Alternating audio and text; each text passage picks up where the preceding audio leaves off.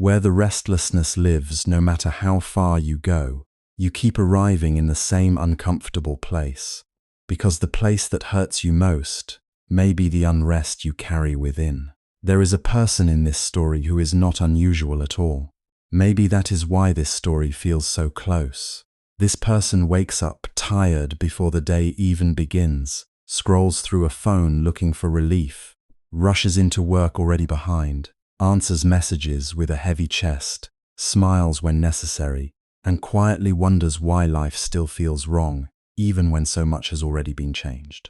New plans have been made, new rooms have been rented, new cities have been explored, new relationships have begun, and old ones have been left behind, all with the same secret hope: maybe there, finally peace will start. But somehow, the noise keeps returning, the pressure keeps returning, the same ache keeps finding its way back into the heart. What if the room is not the problem? What if the city is not the problem? What if the job, the weather, the schedule, even the difficult people are only touching something that is already restless inside? If you find this useful, subscribe to the channel, like this video, and leave a comment. Imagine an ordinary modern life, the kind almost no one questions anymore. The alarm rings too early. The mind starts running before the body has even sat up. There is a list waiting, an inbox waiting, expectations waiting, unfinished emotions waiting. The day begins not with stillness, but with immediate occupation. Even when nothing dramatic is happening, something inside feels crowded. Thoughts are lined up. Comparisons are ready. Regrets are awake.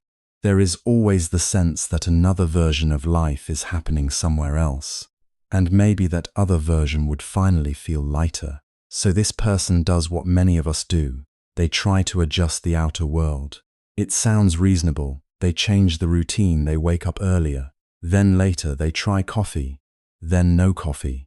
They exercise more. They take weekends away. They redecorate the apartment.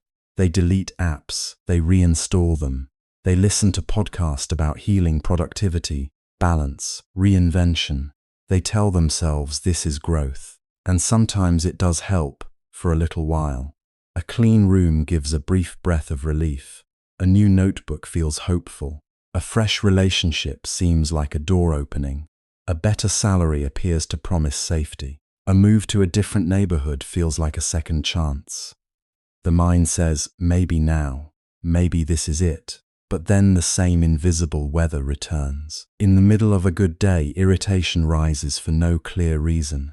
In a quiet room, unease still hums. In a beautiful place, the heart remains unconvinced.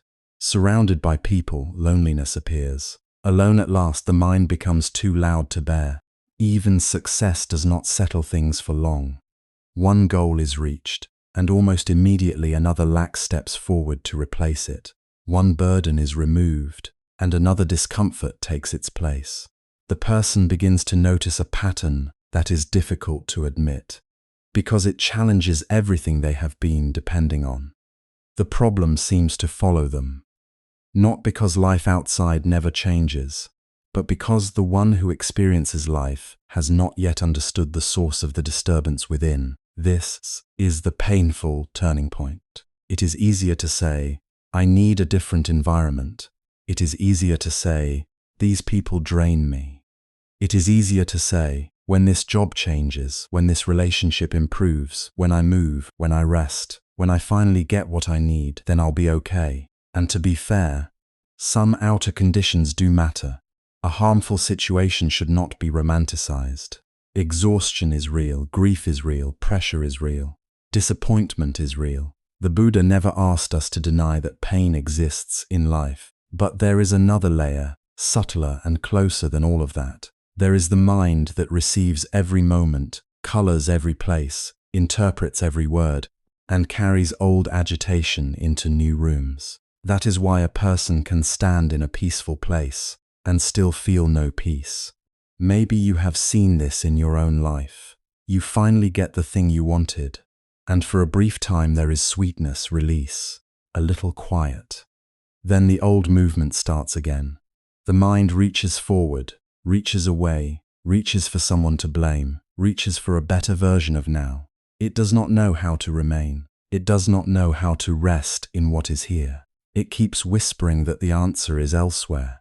So the body moves, the calendar changes, the address changes, the people change, the goals change, but the inner climate remains strangely familiar. This is not a message of blame. It is a message of recognition. There is great tenderness in finally seeing the truth clearly. If you are unhappy in one place, and then unhappy in another, and then again in another, it may not mean you have failed to choose the right place. It may mean the root of your suffering has not yet been understood. The uncomfortable place is not simply outside you. The uncomfortable place is being recreated inside you, through habit, through fear, through craving, through resistance, through the constant wandering of an untrained mind. And this is where the story becomes deeper than self-improvement. Because once this person begins to suspect that the problem is not only external, a larger question appears.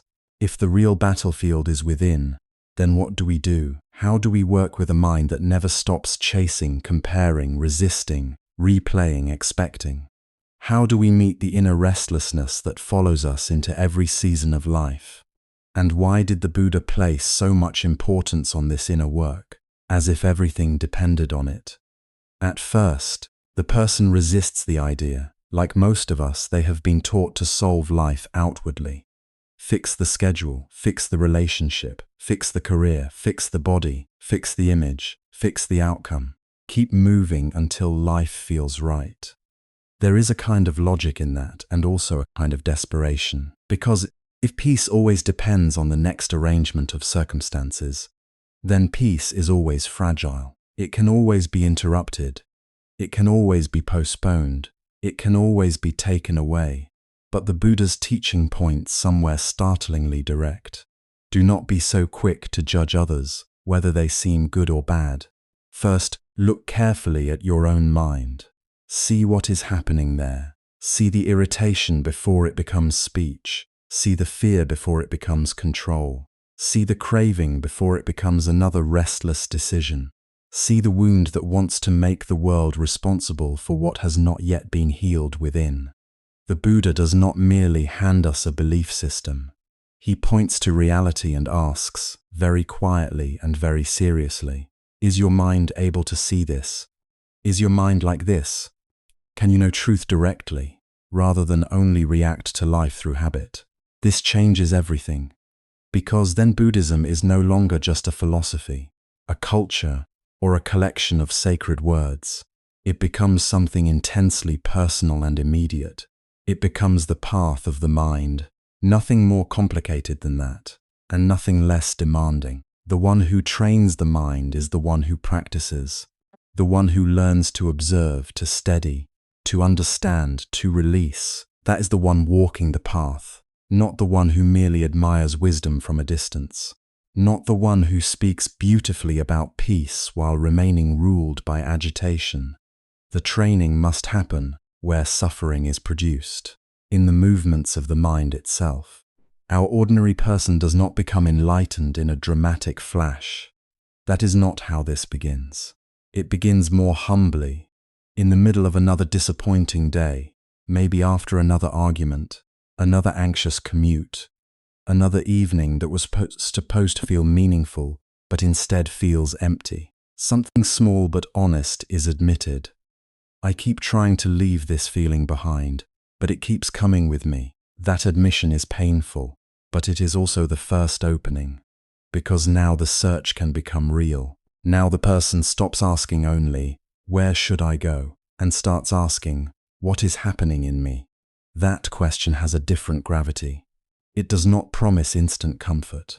In fact, it may remove some of our favorite illusions.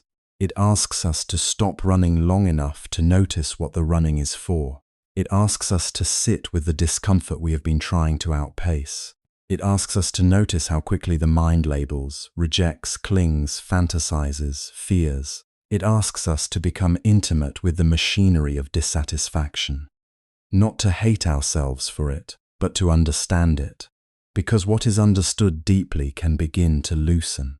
What is seen clearly no longer controls us in quite the same way. There is something deeply moving about this moment in a person's life, not because it is dramatic, but because it is honest. For perhaps the first time, the person sees that no outer change, by itself, can complete an inner task. A different place may support healing, but it cannot replace it. A kinder environment may help, but it cannot do the work of understanding the mind for us. A loving relationship may soothe us, but it cannot permanently silence the unrest we keep recreating inside. If confusion lives within, it will speak in every language. If dissatisfaction is rooted within, it will bloom in every city. And yet this is not hopeless news, it is liberating news. Because if the source of the unrest were only outside you, then your peace would always depend on controlling the world. And no one can do that. But if the deeper disturbance can be known within, then there is a path. Difficult, yes, demanding, absolutely, but real. A path that does not begin by rearranging the whole world, but by learning how to meet the world with a different mind. So this is where our journey truly starts. Not with escaping life, but with seeing life more honestly. Not with condemning the world, but with recognizing the habits of dissatisfaction that we carry into it. Not with trying to become someone else overnight, but with turning inward in a new way. With courage and humility, the question is no longer only how to get somewhere better. The question is how to stop reproducing suffering wherever we are. And once that question is alive, another one naturally follows. If we need to train the body through movement, repetition, strain, and discipline, then how are we meant to train the mind? If bodily strength grows through exertion, why does inner strength seem to ask for something so different? Why did the Buddha teach that the heart of the path is not in running faster through life, but in learning to become still enough to see clearly? To understand why outer movement fails to cure inner unrest, we first have to see the difference between training the body and training the mind. The difference is simple to say, but hard to truly understand. When we want the body to become stronger to work, we lift, stretch, walk, run, repeat. We place it under resistance. We ask more of it than is comfortable, and little by little it adapts. Muscles do not grow through avoidance. They grow because they are used, challenged, tested. The body learns through motion. It learns through pressure. It learns by meeting force and responding with greater capacity. This is so familiar to us that we begin to assume everything in life must grow the same way. If something is weak, push it harder. If something is unstable, keep it active. If something feels dull, stimulate it. We carry this logic into the inner world without even noticing, and that is where so much confusion begins. Because the mind is not strengthened in the same way the body is. A body that never moves becomes fragile, but a mind that never stops moving also becomes fragile. That is the paradox. We can understand physical training almost instinctively. If someone wants stronger legs, we do not tell them to sit still and imagine endurance. We tell them to walk the hill, climb the stairs, keep going when the muscles burn. But when the mind is anxious, reactive, restless, scattered, and exhausted, the answer is not always to give it more to do. In fact, very often, that is exactly what keeps it weak. A weak mind does not become strong by being endlessly occupied. It does not become clear by collecting more noise. It does not become steady by reacting to everything it touches. And yet this is how many people try to train it. They keep it busy from morning until sleep. They feed it opinions, arguments, memories, fantasies, headlines, comparisons, worries, and emotional rehearsals. They call this engagement. They call this thinking. They call this being informed, being prepared, being expressive, being alive. But much of the time what is happening is not strength, it is agitation. Look closely at an ordinary day. The hand reaches for the phone almost by itself. A moment of silence appears and instantly it is filled. A line at the store, a pause before a meeting. The few quiet seconds in an elevator, the mind does not rest there. It reaches outward, scroll, tap, check, refresh. Another opinion, another irritation, another small surge of craving, judgment, amusement, envy, or outrage. The mind keeps moving, and because the movement is so common, it feels normal. But what if that constant motion is not a sign of vitality? What if it is a sign of dependence? We often mistake stimulation for strength. We think a busy mind is a capable mind. We think because thoughts are active, intelligence is growing. We think because we have responses to everything, we are becoming wise. But a mind that must always be reacting is not free. A mind that cannot remain still even for a few breaths is not powerful. It is compelled. It is being pulled by whatever appears. Consider what happens in overthinking. A problem arises, and the mind starts circling it. At first, this seems useful. We tell ourselves we are trying to solve something. But soon the thought is no longer serving understanding. It is feeding itself. The same scenes replay. The same conversations are edited and revised. The same fear is viewed from 10 different angles. The mind keeps moving, but goes nowhere. It feels busy, even intense, but not deep. And after all that motion, we often feel more drained than before, not more resolved. Or think about compulsive talking. Sometimes speech comes from clarity, from kindness, from the need to communicate something true. But often speech is another form of inner movement that we do not know how to stop. We explain ourselves too much. We defend ourselves before anyone has accused us. We fill silence because silence feels threatening. We narrate our feelings before we have really felt them. We speak not because wisdom is ready, but because stillness is uncomfortable. In those moments, talking is not strength, it is escape. The same is true with self-justification. Someone criticizes us, or even mildly misunderstands us, and immediately the inner machinery starts spinning. We build the case for our innocence. We rehearse what we should say. We replay what they said. We gather evidence. We sharpen our identity. We become the lawyer for the self. On the surface, it feels like we are protecting something important, but beneath it, the mind is being trained into reactivity. It is learning to leap, to defend, to harden, to keep the story of me in constant motion. That kind of movement does not make the mind resilient. It makes it easily disturbed. This is why the training of the mind asks for something that can seem almost unnatural at first.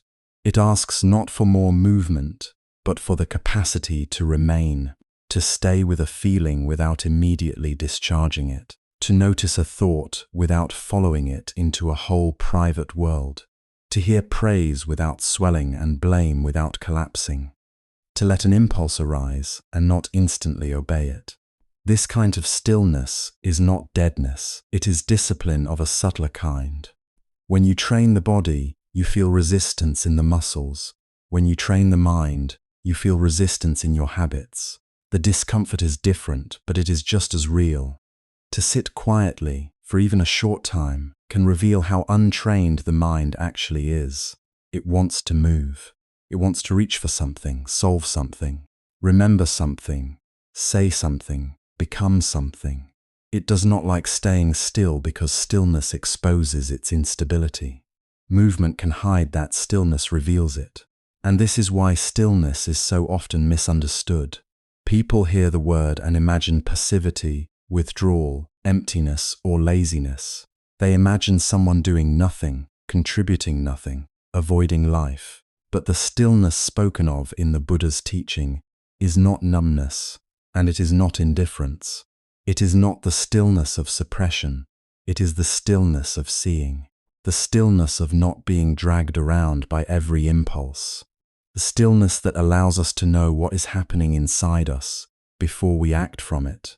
A strong mind is not a mind that can produce endless commentary. It is a mind that does not have to.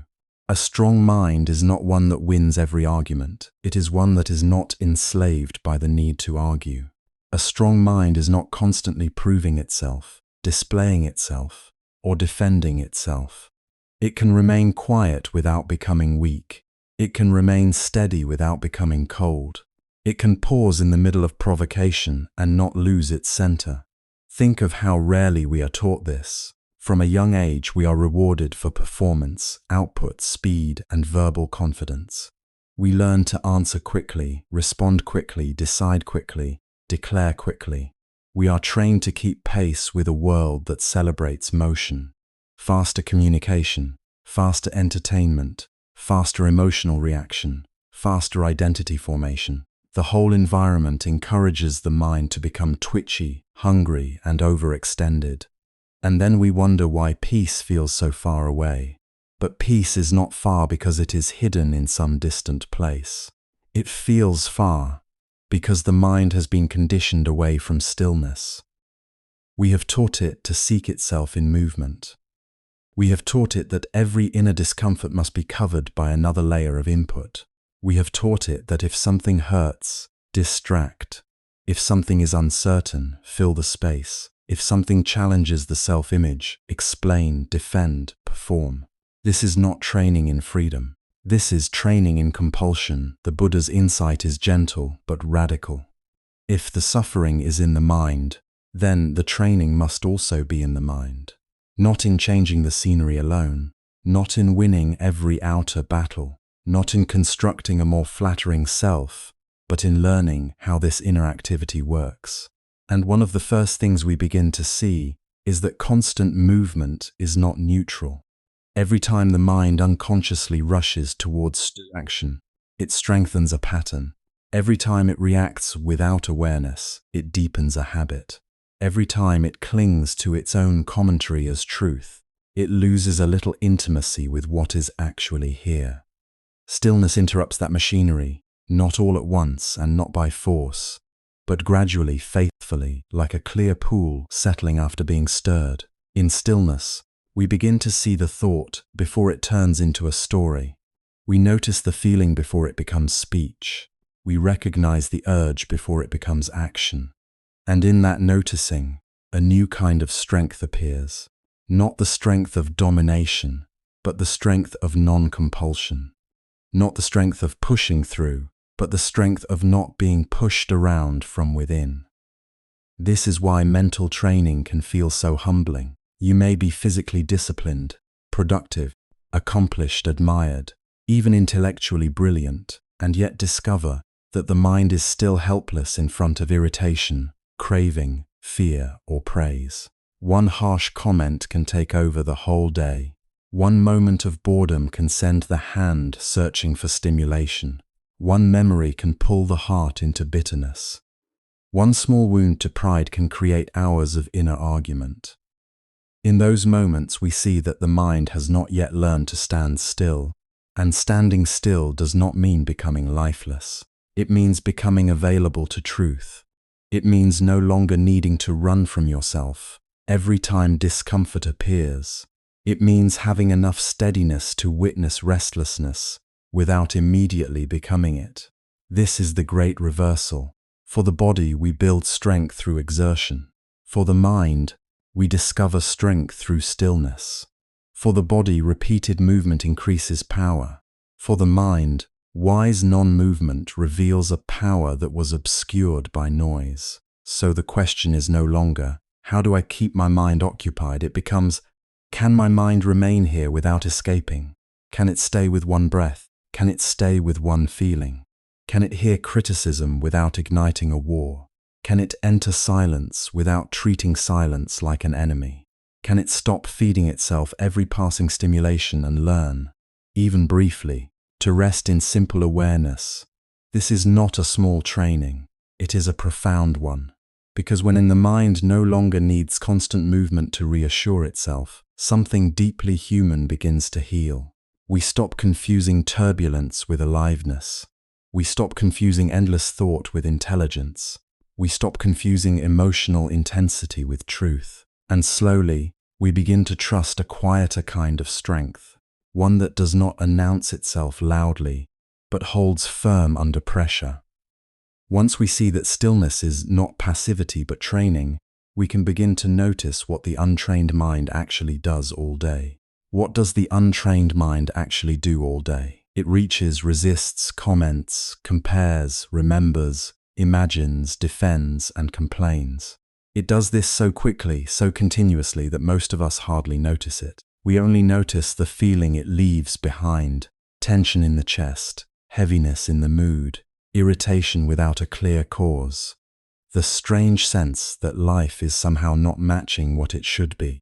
And because that discomfort feels real, immediate, and personal, we begin searching outside ourselves for the reason. The mind runs toward what it likes. This part is easy to see. It wants pleasant words, pleasant temperatures, pleasant outcomes, pleasant people, pleasant news. It wants the meal to taste right, the schedule to go smoothly, the body to feel energetic, the home to stay peaceful, the world to behave according to its wishes. There is nothing unusual about this. It is deeply human. But the untrained mind does not simply enjoy what is pleasant. When it appears, it clings. It leans forward. It begins bargaining with life. Let this continue. Let this not change. Let me have more of this. Let this remain mine. At the same time, it runs away from what it does not like. A difficult conversation, a delay, a criticism, a memory, a lonely evening, an uncomfortable silence, a failure, a feeling of inadequacy. The mind recoils almost instantly. It tightens against pain before it even understands the pain. It creates distance, blame, distraction, argument, or numbness. It says, not this, not that, not me. In this constant movement toward and away, an entire life can be spent. Not a life of presence, but a life of inner chasing. We chase relief, entertainment, productivity, control, approval, food, scrolling, shopping, talking, planning, fantasizing, fixing, and sometimes even through spirituality itself. We tell ourselves we are just being responsible, just staying informed, just improving things, just trying to be happy, and sometimes that is true. But often beneath all that motion is something more tender and more revealing. We do not know how to be still with ourselves. We do not know how to remain near an uneasy feeling without trying to replace it. So the mind learns to move. It becomes a restless animal, always sniffing for the next opening, the next comfort, the next explanation. This restlessness does not always look dramatic. Often it appears in very ordinary forms. A small irritation when someone speaks too slowly, boredom during a quiet afternoon, a flash of comparison when another person seems more successful, more loved, more at peace, impatience in traffic, in a line, in a season of life that is taking too long, envy that stings when someone else receives what we secretly wanted, defensiveness when our image of ourselves feels threatened, self-pity when life does not reward us in the way we imagined it would. And underneath all of this, that haunting impression that something is missing, though we cannot always say exactly what. Many people live for years inside this atmosphere without naming it. They think this is simply adulthood. They think everyone must carry this level of pressure, dissatisfaction, and inward noise. They learn to function with it, even to build an identity around it. I'm just stressed. I'm just particular.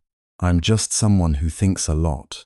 But if we become quiet enough to observe honestly, we begin to see that these are not fixed traits of a self. They are habits of an unexamined mind, repeated movements, familiar loops, reactions that have become so practiced they now feel like personality. And because these habits are uncomfortable, we look for causes outside.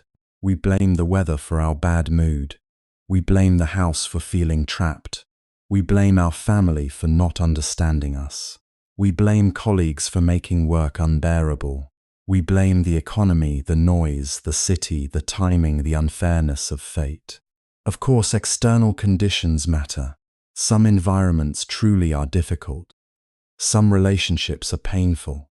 Some circumstances carry real hardship. Compassion must be honest about that. But even in the middle of real difficulty, there is still another layer we often fail to examine. The emotional machinery inside us. that keeps turning long after the event itself has passed. A harsh word may be spoken in a single moment, yet the mind can carry it for days. A disappointment may last one afternoon, yet the mind keeps reopening it at night, adding new interpretations, fresh arguments, better comebacks, darker conclusions. An uncertain future has not arrived, yet the mind rehearses it as if it were already destroying us. This is one of the most important things to see. The outer event is often brief, but the inner continuation can be endless. The mind does not merely receive pain, it reproduces it. It does this through memory, not memory as simple recollection, but memory charged with identity and emotion. The mind returns to what hurt, not to understand it clearly, but to relive it, strengthen it, and weave it into the story of me. It says, "This happened to me. This is what they did. This is why I am the way I am. This is why things never work out." Memory becomes a workshop where old suffering is constantly repaired and reissued. It does this through fear. Fear takes what has not happened and gives it emotional weight in the present. It makes shadows feel solid. It turns possibility into atmosphere. The body grows tense, not because danger is here, but because the mind has become convinced that danger is near, or likely, or inevitable. And so we suffer not only from what life brings, but from what thought repeatedly predicts. It does this through expectation. We quietly write scripts for how people should behave, how quickly healing should happen, how our career should unfold, how our family should love us, how aging should feel, how spiritual practice should reward us. Then life fails to follow the script, and we call that failure suffering. The pain is not only in what happened, it is also in the gap between reality and the mind's demand that reality be different. And, perhaps most powerfully, it does this through storytelling. The mind is a brilliant narrator, but not always a truthful one. It takes fragments and arranges them into conclusions. It says, "This always happens to me. No one respects me. I will never change. They don't care. I'm behind. I'm less than. I'm alone. I'm unlucky. I'm not enough." These stories can sound intimate because they use our own voice. They can sound wise because they have been repeated so often. But repetition is not the same as truth. Familiarity is not the same as clarity. This is why two people can face the same event and suffer in very different ways. One person meets difficulty, feels the sting of it, and gradually lets it pass. Another person meets the same difficulty and builds an entire inner world around it. The event ends, but the commentary continues. The mind replays, exaggerates, compares, defends, accuses, predicts. It adds layer upon layer until the original pain is buried beneath the suffering of interpretation. And still, we usually insist the problem is out there. If only I lived somewhere else. If only these people changed. If only my partner understood me better. If only my child behaved differently. If only my job appreciated me. If only my past had been kinder. If only the world would stop disturbing me, then I would finally be at peace. This hope is deeply understandable. Most of us have lived by it, but there is a sadness hidden inside it too, because it hands over our inner life to conditions that cannot be fully controlled. The mind then becomes a permanent emigrant, always preparing to leave the present for some imagined better place. Not always physically, but psychologically. It says, "Later I will rest. Elsewhere I will be happy with different people. I will be whole after this problem is solved. Then I can be at ease." Yet even when conditions improve, the old machinery often comes along. The same irritation finds a new target. The same boredom appears in a prettier room. The same insecurity wears more polished clothes. The same hunger whispers, "This is still not enough." That is why dissatisfaction can follow us across jobs, houses, cities, friendships, even across spiritual paths. The scenery changes, but the structure of the mind remains untouched.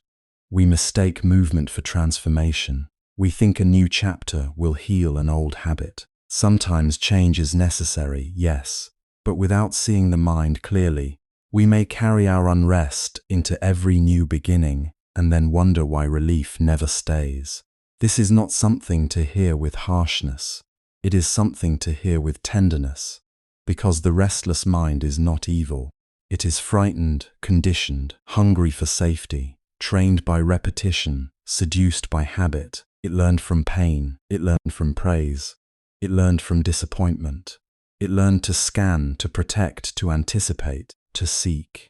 In many ways, it has been trying to help us survive, but what once helped us endure can also keep us from being free. So the invitation here is not to hate the mind for being restless. It is to finally see it, to notice the moment irritation starts forming, to feel boredom without immediately covering it, to catch comparison before it hardens into self-contempt, to recognize envy as pain, not wickedness, to witness defensiveness before it speaks, to hear the stories the mind tells and ask, gently, is this true or is this familiar? To become intimate with the movements within us, not to condemn them, but to understand the suffering they create when left unexamined. Because when the mind is never observed, it becomes convinced that every impulse is a command, every emotion is a verdict, every thought is a fact. Then suffering deepens, not simply because life is hard, but because the mind keeps adding itself to life without pause. It keeps stirring the water, and then wondering why it cannot see clearly.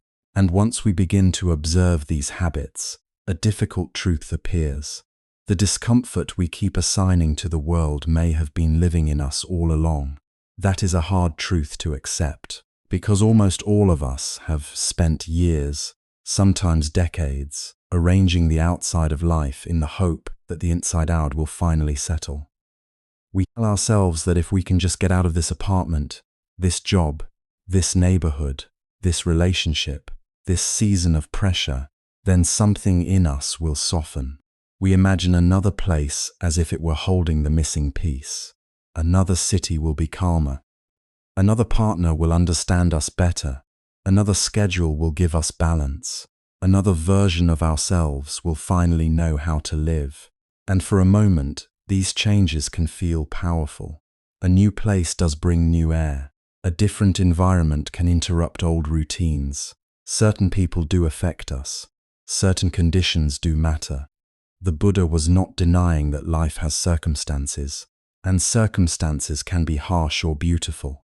But the deeper teaching is this: no outer place has the duty to carry inner peace for you, and no outer place has the power to permanently create your inner irritation, unless something in the mind keeps meeting life in that way. This is where we become confused. We feel discomfort, and the mind quickly points outward. It says, this room is the problem, this town is the problem, these people are the problem, this stage of life is the problem. And sometimes there is some truth mixed in. A place can be crowded, a workplace can be unhealthy, a relationship can be painful. But even when outer change is necessary, there is still a question that remains untouched. What is happening in the mind that carries dissatisfaction from one scene to the next? Because if you are not at peace in one place, and the basic movement of the mind remains the same, you may discover that you are not at peace in the next place either. The furniture changes, the view changes, the weather changes, the people change.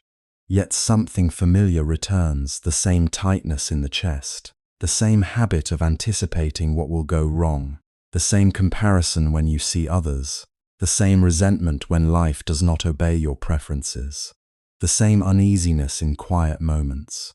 Then slowly, painfully, you begin to see that what you kept calling an environmental problem may also be an inward pattern. This is why relocation so often becomes hope wearing a disguise. We dream of escape, not always because a new place is wrong, but because we secretly believe peace is waiting there, like a reward. We imagine walking down unfamiliar streets and becoming unfamiliar to our own suffering. We think a different landscape will free us from the restlessness that followed us through every old one. But the mind that arrives in the new city is often the same mind that packed the bags. It carries its cravings in the suitcase. It carries its fears onto the plane.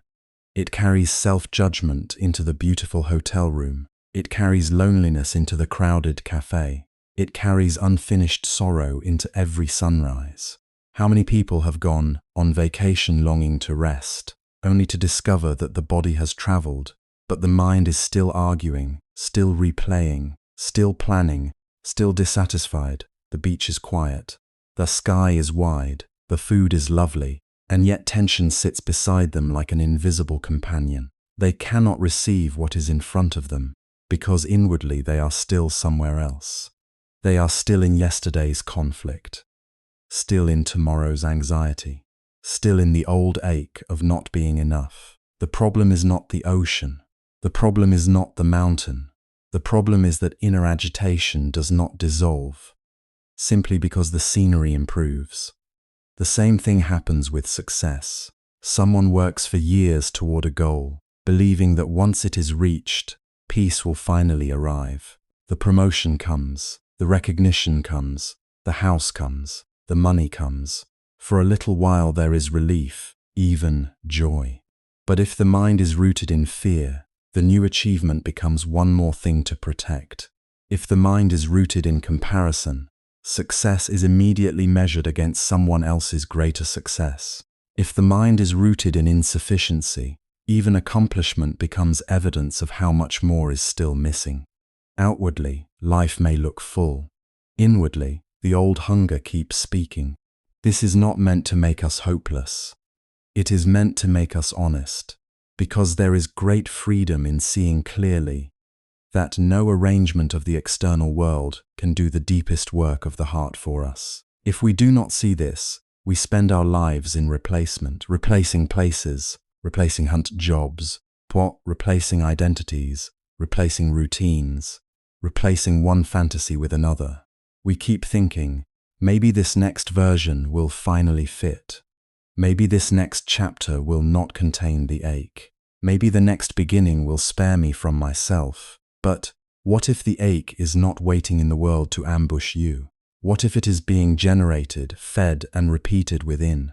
What if irritation keeps arising, not because life has failed to provide perfect conditions, but because the mind has learned to resist, grasp, compare, fear, and condemn almost everything it touches? A beautiful environment cannot stabilize a mind full of craving. A loving relationship cannot permanently soothe a mind addicted to suspicion. A peaceful afternoon cannot calm a mind that has made war with itself. Silence cannot comfort a person whose thoughts become loud the moment the noise of life fades. This is why some people sit in a quiet room and feel panic instead of peace. The room is not attacking them. The silence is not harming them. The silence is simply removing distractions, and what was already inside becomes easier to hear. That can be frightening. Many of us have built our lives around not hearing our own minds too clearly. We stay busy, connected, stimulated, occupied. We move from task to task, screen to screen, conversation to conversation, because stillness feels exposed. In stillness, what we have postponed comes close, regret comes close, fear comes close, self-criticism comes close, old grief comes close. The stories we tell about who we are and what we have failed to become begin to echo. Then we conclude that the stillness is the problem, when in truth stillness is only revealing what movement had helped us avoid. And so we run again. We reinvent, we refresh, we redesign, we tell ourselves this time it will be different. And sometimes it is different on the surface. But if resentment remains untouched, it will color the new life. If craving remains untouched, it will infect the new pleasure. If fear remains untouched, it will interpret even blessings as threats. If self-judgment remains untouched, it will turn every fresh beginning into another examination you believe you are failing. This is the cycle of projection. The mind paints salvation onto what is distant and places blame onto what is near. It says, "When I get there, I will be whole. Because I am here, I am disturbed." It worships the imagined future and rejects the present moment as unworthy. Yet when the future arrives, The same mind stands inside it and begins the same process again. Another place becomes ordinary. Another achievement becomes insufficient. Another relationship becomes complicated. Another chapter becomes disappointing. Not because life is wrong for having change and difficulty, but because the mind was asking the world to perform a task that belongs to inner understanding. The Buddha's teaching is compassionate because it returns responsibility without cruelty. It does not say, "Your pain is fake." It does not say, "Remain in harmful conditions," and call it spirituality. It says something more subtle, demanding. Look carefully. See where the suffering is being made. See what is added by the mind. See how often discomfort becomes identity. How often preference becomes prison. How often thought becomes unquestioned law. There are people living in modest conditions with remarkable serenity, and there are people living in luxury with endless agitation. There are people surrounded by love who still feel unlovable, and people with very little affirmation who carry a quiet dignity. This is not because external life does not matter. It is because the state of the mind changes the meaning of every condition. Two people can stand in the same room and inhabit entirely different worlds. One sees threat everywhere. Another sees challenge. One sees rejection. Another sees impermanence. One sees proof of personal failure. Another sees the arising and passing of experience. The uncomfortable place, then, is not simply a street address. It is the inner field where grasping tightens, where aversion hardens, where memory keeps wounding the present, where imagination keeps poisoning what has not happened, where the self is measured and punished again and again. This is why a person can move to a quieter home and still not rest, why they can leave one relationship and recreate the same emotional storm in the next, why they can finally get the free time they once wanted and then feel strangely empty inside it. The setting changes, but the untrained mind keeps building the same room. And this is also why the teaching matters so deeply. If the source of irritation were entirely outside us, we would be helpless until the world agreed to change. We would need perfect people, perfect timing, perfect weather, perfect health, perfect outcomes, perfect safety. We would need life to stop being life. But if part of the suffering is inwardly constructed, then another possibility opens. We can learn to observe craving without obeying it. We can notice resentment before it becomes our atmosphere. We can feel fear without letting it narrate reality. We can see self-judgment arise and not mistake it for truth. We can begin to train the mind not by forcing it into performance, but by helping it become still enough to reveal its habits. Consider someone standing at a wedding surrounded by music, warmth, and people who love them. By every outward measure, this is a happy night. And yet, in the middle of the toasts, a familiar heaviness settles in the chest, a sense of being present in the room but absent from the moment. No one around them would guess it. They keep smiling, keep dancing, keep saying the right things. But inwardly they are asking a question they have asked in 100 other rooms. Why does happiness never quite arrive all the way? The room did everything a room could do. The unrest still found its seat at the table. There is tenderness in realizing this, not shame tenderness, because so much of our searching has been sincere. We were trying to feel better. We were trying to find home. We were trying to escape pain in the only ways we knew. The tragedy is not that we hoped. The tragedy is that we kept asking outer forms to heal inner unrest without ever learning how to sit beside that unrest and understand it. So the teaching is simple, but not easy. No place outside you can donate lasting peace to a mind that is at war with itself. And no place outside you is the final author of the unease that keeps reappearing wherever you go. Until the inward discomfort is known, every new setting becomes another stage on which the same confusion performs in different clothes. And once this is seen, even faintly, the search begins to change. We become less fascinated by where else we could be, and more interested in what is happening here, less obsessed with replacing the scene, and more willing to understand the one who is seeing it. Because if the disturbance is inward, then the next question is not where we should go, but how we should look. And this is where the path becomes intimate. It is one thing to understand, in words, that restlessness does not come from the world alone. It is another thing entirely to turn toward the place inside us, where that restlessness is actually being made. Most people can agree, at least for a moment, that changing the outside does not solve everything. But when the time comes to look directly at the mind, something in us hesitates, something resists. Because looking outward is easy, looking inward asks more of us than opinion, more than analysis, more than clever explanation. It asks for honesty. The mind does not naturally rush toward this kind of honesty. In fact, it usually does the opposite. It prefers movement over stillness, noise over silence, distraction over contact. It would rather tell a story than feel a wound. It would rather explain anger than sit close enough to see the hurt beneath it. It would rather blame another person than notice the fear rising in its own chest.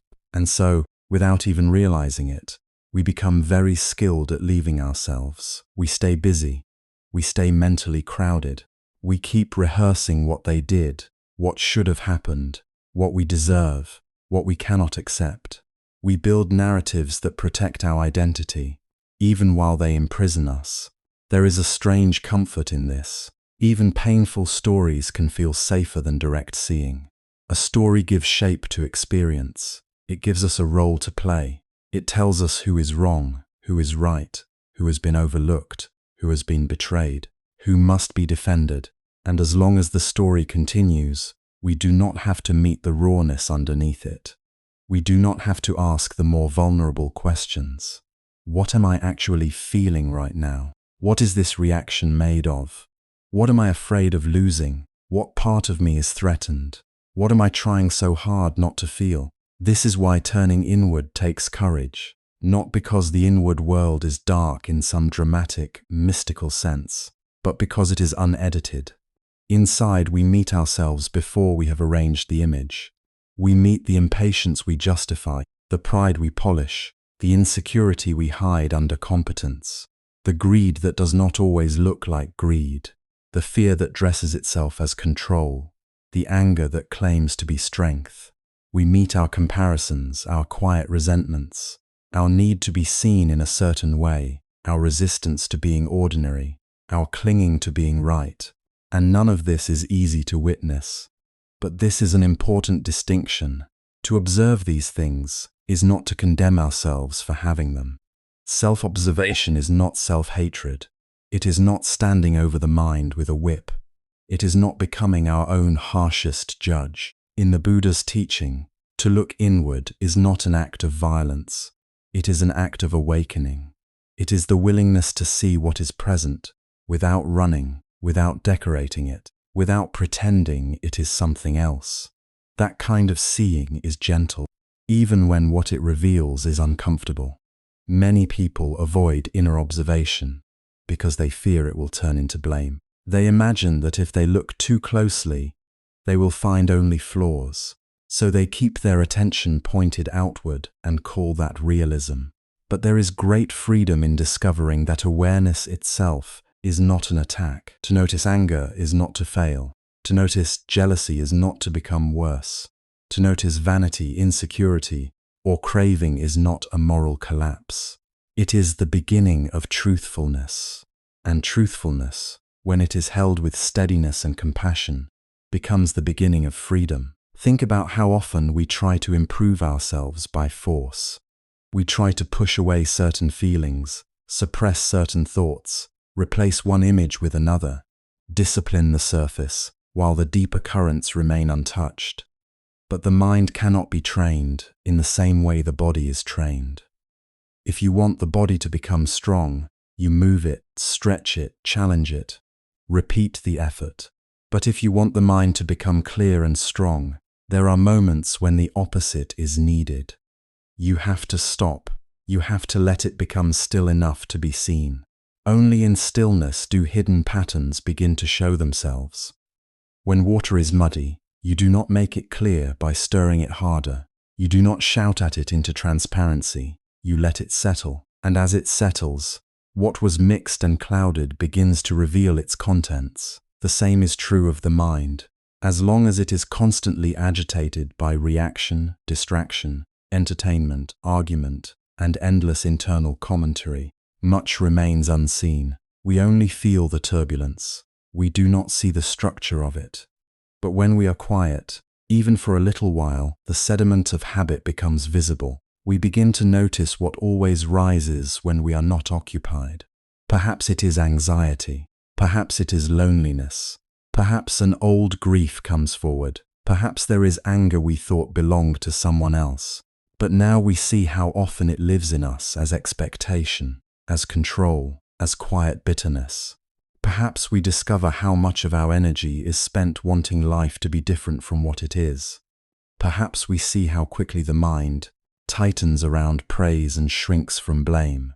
Perhaps we notice a constant reaching, a subtle hunger, a refusal to be where we are unless something more pleasant arrives. At first, this can be humbling. We may not like what appears. We may realize that what we called principle was sometimes pride, that what we called caring was sometimes attachment, that what we called independence was sometimes fear of being hurt, that what we called discernment was sometimes judgment. This is why the mind avoids stillness. Stillness removes disguise. It lets us see not only what has been done to us, but what we ourselves keep doing. And yet hidden inside this difficult seeing is a deep relief, because there is a special exhaustion in constantly fighting reality without knowing that we are doing it. There is fatigue in arguing with what has already happened, in resisting what is already here, in replaying the same emotional patterns, while insisting the problem is always somewhere else. The moment we pause long enough to actually witness our own reactions, something softens, not because everything is solved, but because we are no longer completely trapped inside the reaction. We begin to see it as a movement in the mind, not as the whole truth of who we are. That shift matters more than we realize. When anger is unseen, it feels absolute. It becomes the atmosphere of the moment. It colors everything. But when anger is observed carefully, we can begin to notice its heat, its speed, its demand, its wounded center. We can feel the body tightening around it. We can hear the thoughts it generates. We can recognize the urge to justify it, to feed it, to make it into an identity. And in that seeing, a little space appears. Not much at first, just enough to know anger is here, but I do not have to become its servant. The same is true with fear. When fear operates in darkness, it quietly organizes a life. It decides what we avoid, what we cling to, how we perform, how we speak, whom we trust, how much of ourselves we reveal. But when fear is met in awareness, gently and directly, we start to understand its language. We see how it creates stories to secure itself. We see how it calls control by the name of safety. We see how it keeps us reaching for certainty in a world that cannot provide it. And strange as it may sound, to see fear clearly is already to loosen its power. This is where inner training truly begins, not in grand declarations, not in becoming a different person overnight, not in mastering a philosophy and repeating it beautifully. It begins in very simple awareness, practiced again and again. What am I feeling right now? Not what should I be feeling, not what would look better, not what fits my self-image. What am I actually feeling, is it? Irritation, shame, sadness, longing, resentment, confusion, tenderness, envy, fear. Then another question follows. What am I clinging to?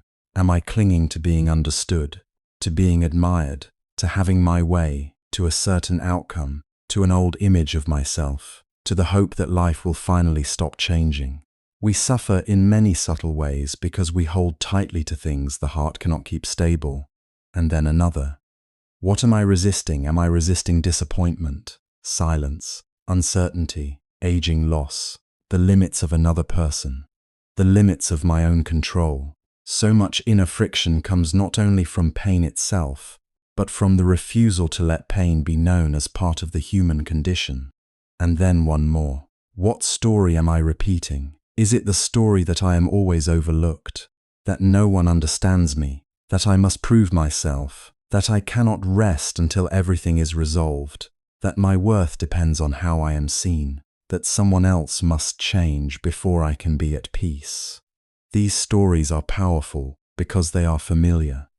We have often lived with them for so long that they no longer sound like stories, they sound like reality.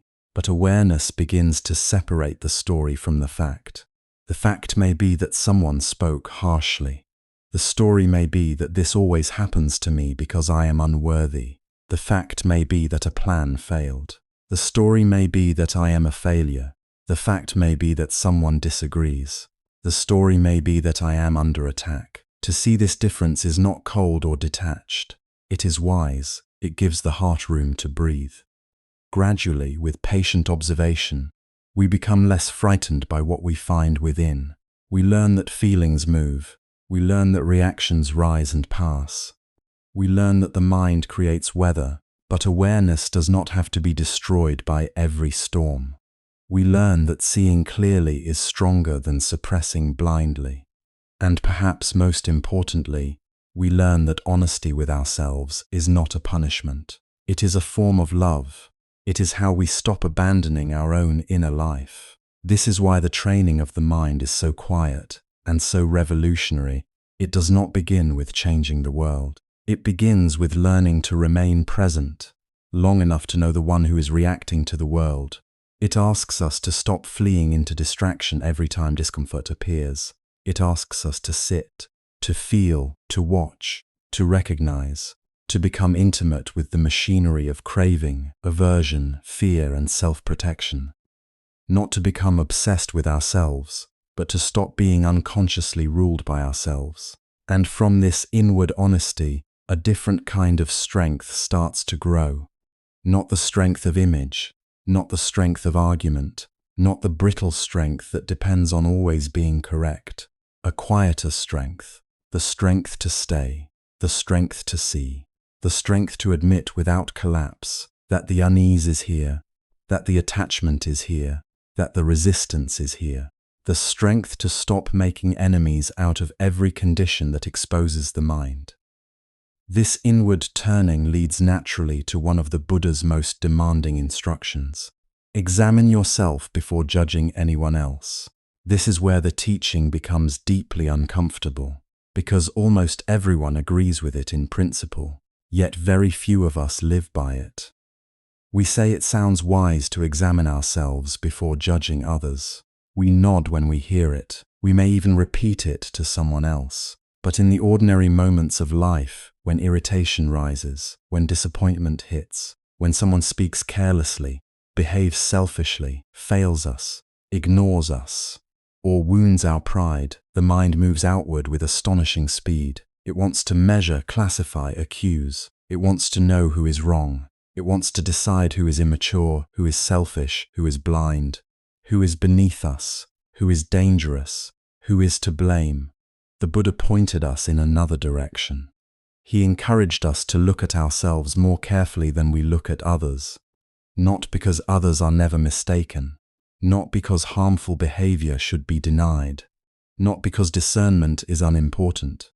But because a life spent constantly evaluating the goodness or badness of other people is a life lived far from the real work. The real work is here, in this mind, in this heart, in the reactions we carry, in the stories we build, in the cravings, the defenses, the fears, the vanities, the hidden bargains we make with the world. That is a difficult truth to accept. It is much easier to observe another person's flaws than to study our own mind while it is burning. It is easier to describe someone else as arrogant than to notice the subtle arrogance in our own certainty. Easier to call someone else insensitive than to feel how deeply we are attached to being treated a certain way. Easier to condemn another person's anger than to recognize the irritation tightening in our own chest, the secret pleasure of feeling morally superior. the self-image that gets stronger every time we decide, "At least I am not like them." Judging others often feels powerful. It gives the ego a quick structure. It tells us where to stand. It gives us a role in the drama, the reasonable one, the kind one, the awakened one, the victim, the truth teller, the one who sees clearly while everyone else is lost. There is a strange comfort in that position. Even suffering can become flattering when the ego turns it into evidence of its righteousness. I am the one who cares more. I am the one who understands. I am the one surrounded by difficult people. The mind can make identity out of almost anything, even out of pain. And so we judge because judgment protects something. It protects our image of ourselves. It spares us from the rawness of uncertainty. It lets us avoid a more painful set of questions. Why did that comment hurt me so much? What expectation was I carrying? Why do I need this person to be different before I can be at ease? Why am I so invested in being recognized as correct, good, wise, or wounded? What am I unwilling to feel if I stop focusing on their faults? This is why looking inward requires courage. Not dramatic courage, not the courage of public heroics, but the quiet courage to lose interest in the courtroom of the ego, the courage to pause before the sentence is delivered, the courage to admit that, even when another person is indeed mistaken, my own agitation still belongs to me, their action may be theirs. My resentment, my obsession, my replaying, my hunger to prove, my enjoyment of criticism, my addiction to complaint, that is my territory, that is where the training must happen. And if we do not see this, judgment spreads into every corner of life. It enters family conversations. A parent says something controlling, and maybe they are controlling. A sibling dismisses your feelings, and maybe they do dismiss them. A partner forgets what matters to you, speaks in a harsh tone, or withdraws when things get hard. In all these moments, the outward movement of the mind is immediate. They always do this. They never change. They are impossible. Sometimes these assessments contain truth, but very often they come mixed with accumulation, with old wounds, with unexamined fear, with the exhausted need to make the other person the sole source of our pain. Then something happens inside us that is rarely noticed. Before our criticism harms the other person, it has already disturbed us. The body tightens. The mind starts rehearsing. Memory becomes selective, gathering evidence like a lawyer building a case. We are no longer in contact with the living moment. We are in a mental file room of grievances. Even if we never say a word aloud, the punishment has begun, and the first one receiving it is us. The same thing happens at work. Someone gets credit you believe you deserved. A manager speaks to you unfairly. A colleague acts political, performative, careless, or competitive. Again, the mind rushes outward. It wants to define the person. Lazy, manipulative, insecure, dishonest, and maybe there is some accuracy there. But while we are busy diagnosing them, we often fail to study the storm within ourselves. We do not ask, what is this envy doing in me right now? What fear has been touched? Why does this recognition matter so much to my sense of worth? What story am I constructing about my place here? We focus on their character and ignore our attachment. We study their behavior and neglect our suffering. This neglect is costly because unexamined judgment does not remain clean. It turns into gossip, and gossip is rarely just communication. It is usually emotional transfer. We pass our unrest from one mind to another. We seek allies for our irritation. We want our private judgment confirmed in public. We feel relieved when someone agrees, not because truth has been clarified, but because the ego has been reinforced. See? I'm not the only one who sees it. Yet every round of gossip deepens agitation. It makes the story more solid. It hardens the heart. It trains the mind to look outward for fault and inward only for justification. Comparison does the same thing, though in a quieter voice. Someone else seems calmer, more successful, more admired, more disciplined, more spiritual, more loved. Immediately the mind begins measuring. If we feel lesser, we suffer. If we feel greater, we still suffer, though in a different costume. Superiority may feel pleasurable for a moment, but it is unstable. It must be protected. It must be fed. It depends on continual ranking, continual subtle judgment. It cannot rest, so even when the mind wins the comparison, it loses peace. This is especially dangerous in spiritual life, where judgment can disguise itself as wisdom. A person meditates, studies teachings, adopts gentle language, learns restraint, maybe even becomes admired for being calm. And then, almost invisibly, a new identity forms. The one who understands, the one who is more conscious than others, the one who notices how reactive everyone else is, the one who is no longer caught in small, worldly patterns. It sounds refined, but inwardly it is the same old movement. The attention that should illuminate the mind begins decorating the self. Spiritual practice becomes another way to look down from a height. You can see this in simple moments. Someone in your family is emotional, loud, repetitive, demanding. Instead of noticing your own impatience, you silently label them unawakened. Someone at work is ambitious and anxious. Instead of examining your own competitiveness, you frame yourself as more grounded. Someone speaks clumsily about religion or politics or ethics, and immediately your mind divides the world into those who understand and those who do not. This is not freedom, this is self-image wearing sacred clothing. So self-examination must be understood properly. It is not self-hatred. It is not endless self-criticism. It is not turning inward only to attack ourselves more skillfully. The Buddha was not teaching shame. He was teaching honesty, a disciplined, compassionate, unsentimental honesty. The willingness to see what is present without collapsing into guilt and without escaping into blame. That kind of looking has warmth in it. It says, yes, anger is here. Yes, jealousy is here. Yes, I wanted control. Yes, I was speaking about truth, but part of me also wanted to win. Yes, I was helping, but I also wanted to be seen as the good one. Yes, I was hurt, but I also turned that hurt into a weapon. This is not a performance of humility. It is a real cleansing of perception. When we can see our motives more clearly, we stop being so easily possessed by them, and we begin to notice blind spots that were previously invisible. We notice how quickly our mind creates a self and an enemy. We notice how often our opinions are emotionally loaded, long before they are intellectually formed. We notice how much of what we call principle is actually preference with a halo around it. We notice how often we demand from others the maturity we have not yet stabilized in ourselves. We notice how we speak of compassion while privately enjoying contempt. We notice how our wounds seek identity, how our pride seeks confirmation, how our fear seeks control. This is humbling, but it is also liberating. Because the moment we stop making our entire life about other people's flaws, energy returns. Attention returns. Responsibility returns. We can finally work with something real.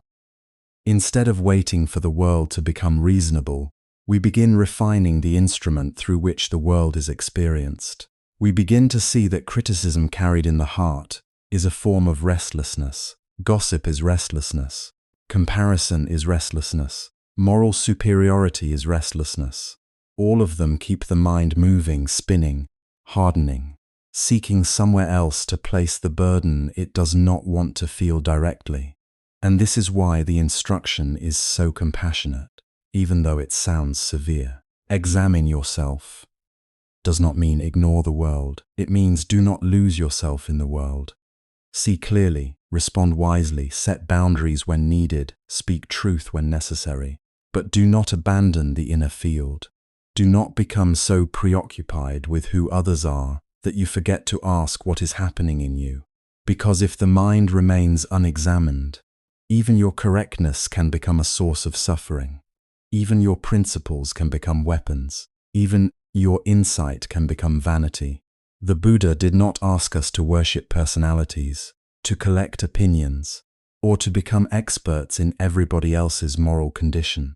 He pointed to a path of truth and left the essential question with us. Can this mind align with what is true? Can it see without distortion? Can it stop feeding itself through blame, comparison, and self-protection? Can it become still enough, honest enough, and brave enough to know itself directly? Yet self-examination becomes meaningful only when we understand what the Buddha was really offering.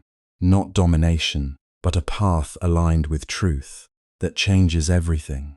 Because the Buddha does not stand over us like a ruler demanding obedience. And he does not step into our life to rearrange it by force. He does not remove confusion the way a surgeon removes a wound. He does not replace our restless mind with a calmer one, as if awakening could be handed over from one person to another.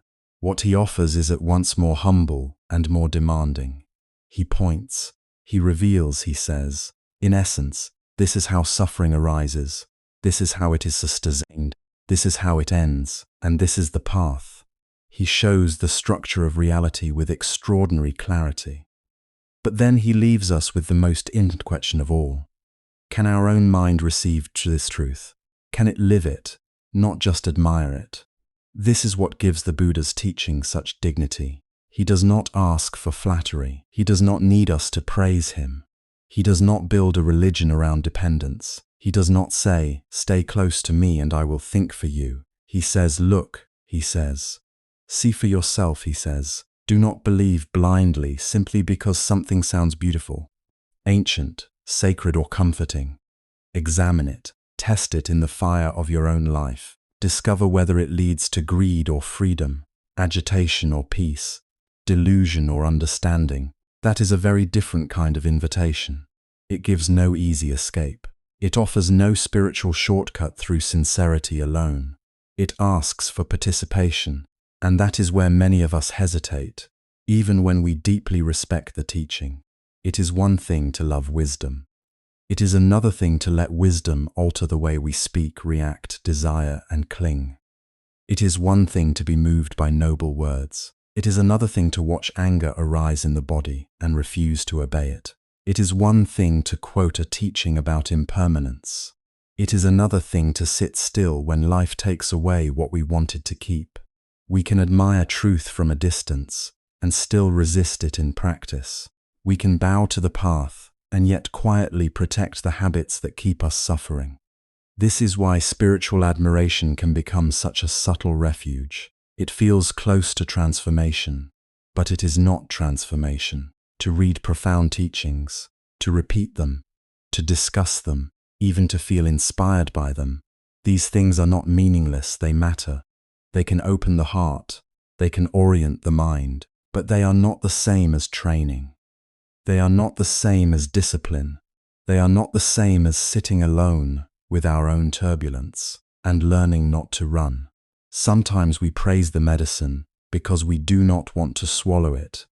Sometimes we celebrate the path because we are postponing the walk.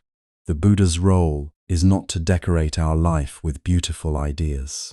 It is to expose the mechanics of bondage and freedom. He points out how the mind creates suffering through craving, aversion, ignorance, identification, and constant movement. He points out how we search outside for what is unresolved inside. He points out how dissatisfaction follows us, because the one who carries dissatisfaction has not yet been understood. And then he asks nothing theatrical from us. He asks for honesty. He asks for observation. He asks for practice, not performance, not image practice. This matters because many people approach Buddhism as if it were mainly an identity, a label, a philosophy to prefer, a culture to admire, a set of symbols to display, something refined to place around the edges of life. But the teaching loses its living force when it becomes decorative. If Buddhism is only something we wear, then it remains outside us. If it is only something we argue about, then it becomes another possession of the intellect. If it is only something we inherit, then it may never enter the bloodstream of direct experience. The Buddha did not offer a system for winning debates. He offered a way of seeing, a way of training, a way of letting go. To see in this sense is not merely to think about things correctly. It is to notice directly what the mind is doing. It is to catch the instant of grasping before it hardens into suffering. It is to recognize the story-making, the defending, the comparing, the silent insistence that life must bend to our preferences before we can be at peace. It is to discover that restlessness is not only in the world around us, it is in the compulsive movement of the mind itself. When this is seen clearly, not as theory but as fact, something begins to soften. The battle with the outer world loses some of its intensity. We begin to understand that the deepest work is not to force life into pleasing shapes, but to understand the mind that is never satisfied with any shape for long, to train. Then, is to return again and again to this mind. Not once, not when convenient, not only when suffering becomes dramatic, but steadily. Patiently, as one would tend a fire or care for a garden or raise a child. Training the body often means exertion, repetition, movement, resistance. Training the mind, in the deepest Buddhist sense, often means learning how not to be dragged away by every impulse, learning how to stay, learning how to be still enough to see, learning how to refrain from immediately following anger, fear, desire, or wounded pride. This is not passivity, it is strength of a different order. It is the strength required to remain present without collapse and without aggression.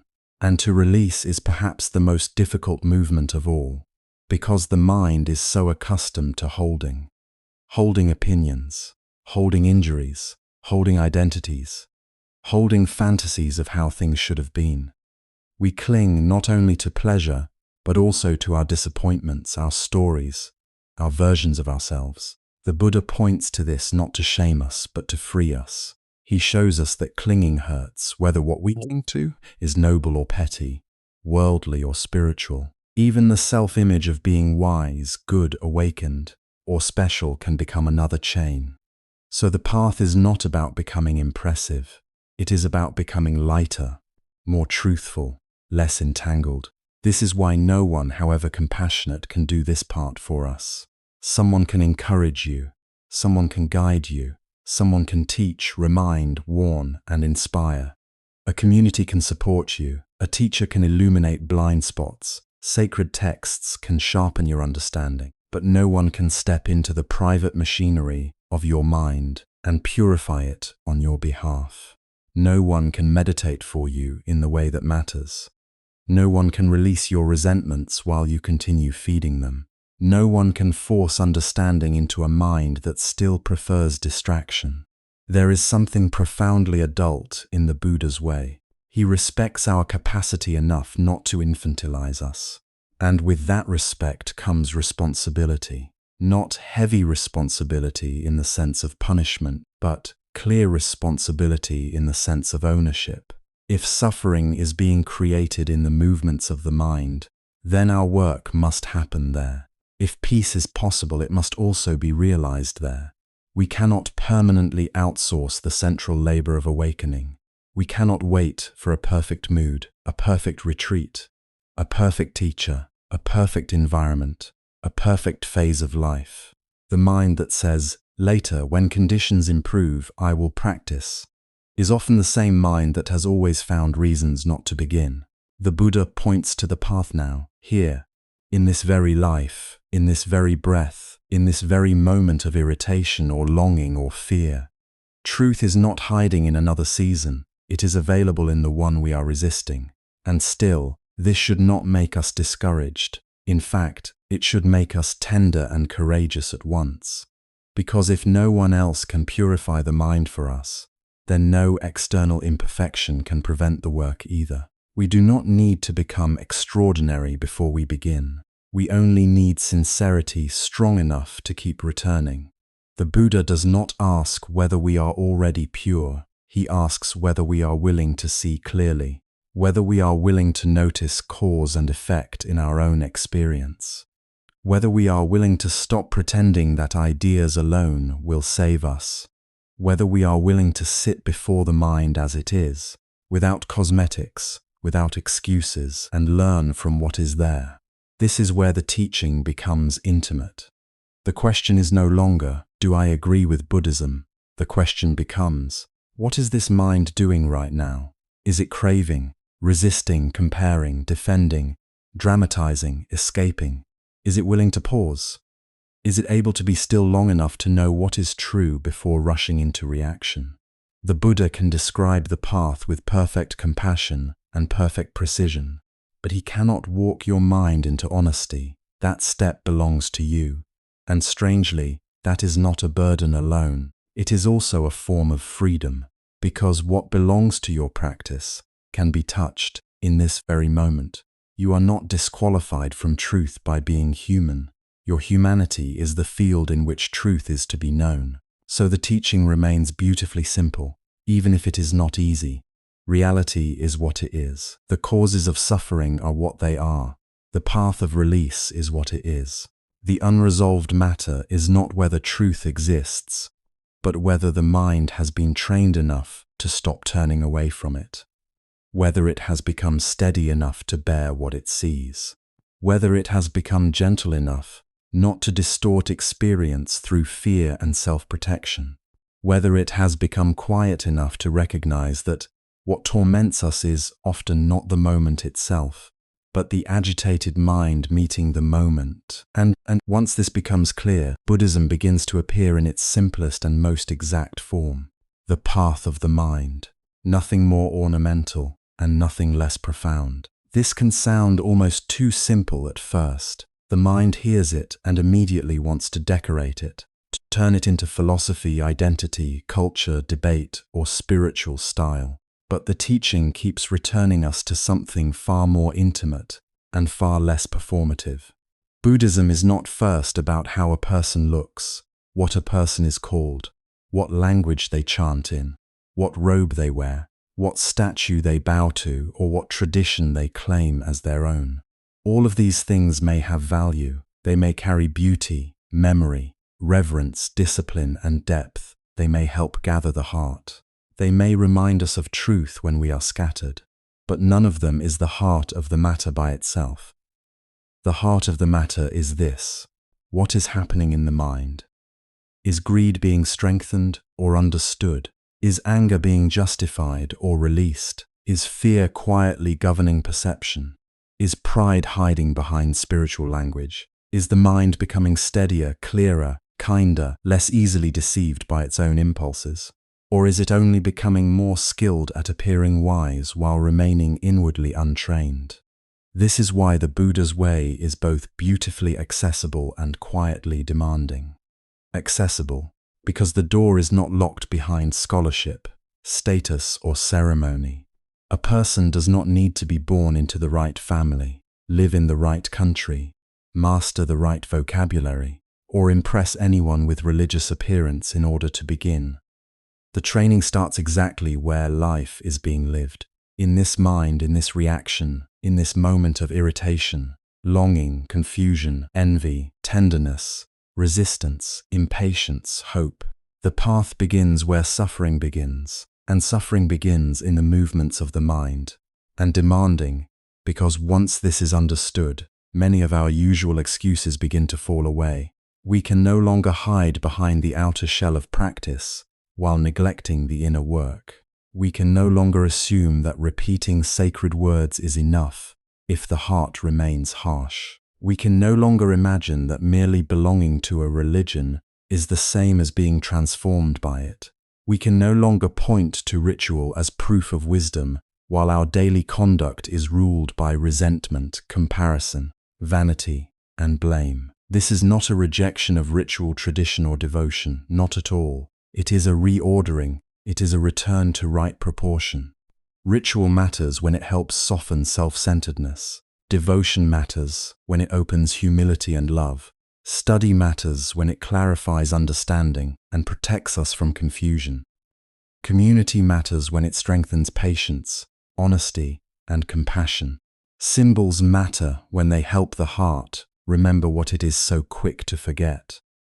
But if these things remain on the surface, if they do not enter the bloodstream of consciousness and shape the way we meet life, then their power has not yet been fulfilled. A person can light incense with great elegance and still burn with anger inside. A person can bow very low and still cling fiercely to self. A person can speak beautifully about compassion and yet be cruel in the hidden chambers of thought. A person can recite teachings for years and still remain a stranger to their own mind.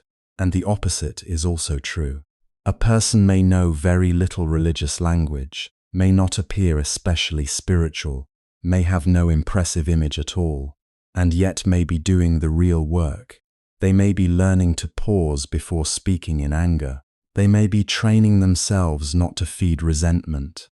They may be noticing jealousy instead of obeying it. They may be sitting quietly with discomfort without needing to escape. They may be recognizing that the agitation they project onto the world is often rising from within. Such a person, in a very real sense, is walking the path. Because the Buddha did not offer decoration for the personality. He offered training for liberation. He did not say that suffering ends because we join the correct group. He did not say that truth belongs to those with the most refined cultural expression. He pointed again and again to cause and effect within the field of experience. If the mind is untrained, it grasps, resists, imagines, fears, judges, and creates more turmoil. If the mind is trained, it begins to see clearly. It does not create extra suffering on top of pain. It does not turn every discomfort into a personal wound, every disagreement into an identity threat, every passing mood into a permanent reality. It learns to stay, to observe, to understand, to let go. This is why Buddhism can be spoken of so directly as the path of the mind. It does not deny the world, it does not deny relationship, society, ethics, or the body, but it knows that our whole world is filtered through the mind that receives it. If the mind is clouded, the world appears through that cloud. If the mind is inflamed, everything seems irritating. If the mind is restless, no place feels like enough. If the mind is suspicious, kindness can feel threatening. If the mind is hungry, even abundance tastes incomplete. And if the mind is being trained, something extraordinary begins to happen in ordinary life. The same traffic, the same house, the same difficult person, the same unfinished tasks may still be there, yet the relationship to them changes. Space appears where compulsion used to be. Understanding appears where blame used to be. Patience appears where reactivity used to be. The outer conditions may not have transformed dramatically, but the inner atmosphere has. And because the inner atmosphere changes, the whole field of experience changes with it. This is why the teaching is so practical. It is not asking us merely to adopt beliefs. It is asking us to observe the mind so honestly that illusion loses some of its power. It is asking us to stop being fascinated only by what others are doing, and to return again and again to the movements within ourselves. The Buddha's instruction is deeply humbling here.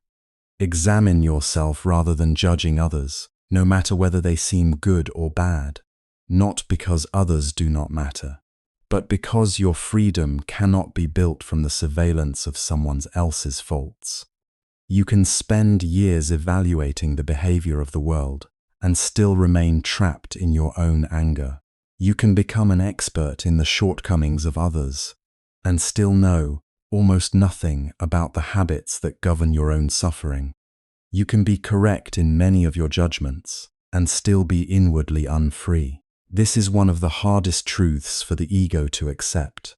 The mind would often rather criticize than understand, accuse than observe, compare than purify. It feels more satisfying, at least for a moment, to make the problem external, to say I am disturbed because of this place, this person, this system, this condition.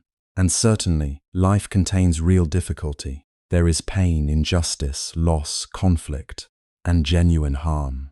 The teaching does not ask us to deny any of that, but it asks us to look even more deeply and ask, what in the mind is being added?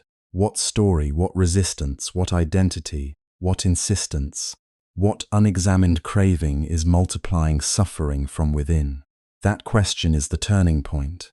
The moment we ask it sincerely, practice stops being an abstraction. It becomes immediate. It enters the kitchen, the workplace, the car, the text message, the family, conversation, the silent disappointment. At the end of the day, it enters the moments no one sees. It enters the split second before the defensive reply. It enters the wave of irritation when things are not going our way. It enters the lonely hour when the mind starts inventing enemies or fantasies or regrets. This is where Buddhism either becomes real or remains ornamental. And perhaps that word, ornamental, is important. So much of human life is spent arranging surfaces. We arrange our image, our language, our affiliations, even our spirituality. We want to be seen in a certain way, by others and by ourselves. We want symbols that reassure us that we are progressing. But the path of the mind is mercilessly honest in the most compassionate way. It keeps asking, yes, but what is being cultivated? What is growing in you? What habits are becoming stronger? What perceptions are becoming cleaner? What attachments are being questioned? What poisons are being weakened? What qualities of heart are becoming trustworthy? No one else can answer this for us from the outside, and that is what simplifies the path so radically. It brings everything back to a direct measure, not how spiritual do I appear, but when frustration arises, what happens in the mind? When praise comes, does vanity swell? When blame comes, does hatred ignite? When desire appears, do I become its servant? When discomfort appears, do I panic and run? When another person succeeds, do I close or rejoice when I am hurt? Can I observe the hurt without building a whole identity around it? When uncertainty visits, can I remain present enough not to drown in imagined futures? These are not small questions. This is the curriculum. And this is also why the path is open to everyone. The one who sincerely trains the mind is already practicing in the spirit of the Buddha's teaching, even if the steps are small, even if the person falls often, even if confusion still exists, even if old conditioning returns again and again. The path is not reserved for the flawless, it is for the sincere, for the one willing to notice, for the one willing to begin again, for the one willing to see that every moment of agitation, every moment of grasping, every moment of blame can become material for understanding instead of fuel for unconscious living. There is something deeply comforting in this. It means the sacred is not far away. It is not hidden in some unreachable realm. It is present in the courage to watch one's own mind without turning away. It is present in the humility to admit this suffering is not only coming from outside, it is present in the discipline of returning attention from judgment of others to observation of oneself. It is present in the quiet work of making the mind less violent, less greedy, less proud, less confused. This is holy work, even when no one applauds it, and it is also something deeply sobering, because if Buddhism is truly the path of the mind, then no performance can replace practice. No identity can substitute for transformation. No beautiful language can exempt us from self-honesty. No amount of admiration for teachings can do the work that only training can do. The mind must be met. The mind must be understood. The mind must be steadied, purified, softened and freed. That is the path. Not because tradition is meaningless, but because tradition finds its fulfillment there. Not because teachings are unimportant, but because teachings are meant to be lived there. Not because forms are empty, but because forms point beyond themselves to that inward training, without which they remain incomplete. So in the end, the statement is both simple and vast. Buddhism is the path of the mind. The one who trains the mind is practicing. The one who purifies the mind is walking the way. The one who learns to see the movements of craving, aversion, delusion, pride, and fear without blindly becoming them is entering the heart of the teaching. And the one who does this sincerely, however quietly, however imperfectly, is not far from the Buddha's path at all. But if this path is real, then we need to ask what training the mind actually looks like in the ordinary hours of human life. Then this training cannot belong only to quiet places. It cannot wait for incense, silence, perfect mornings, or special retreats far away from the roughness of life. It has to begin where life actually touches us. At the kitchen sink, in the car, in the middle of a tense conversation, in the long afternoon when the heart feels strangely empty for no obvious reason. If you find this useful, subscribe to the channel, like this video, and leave a comment. Because what we are speaking about here is not distant wisdom.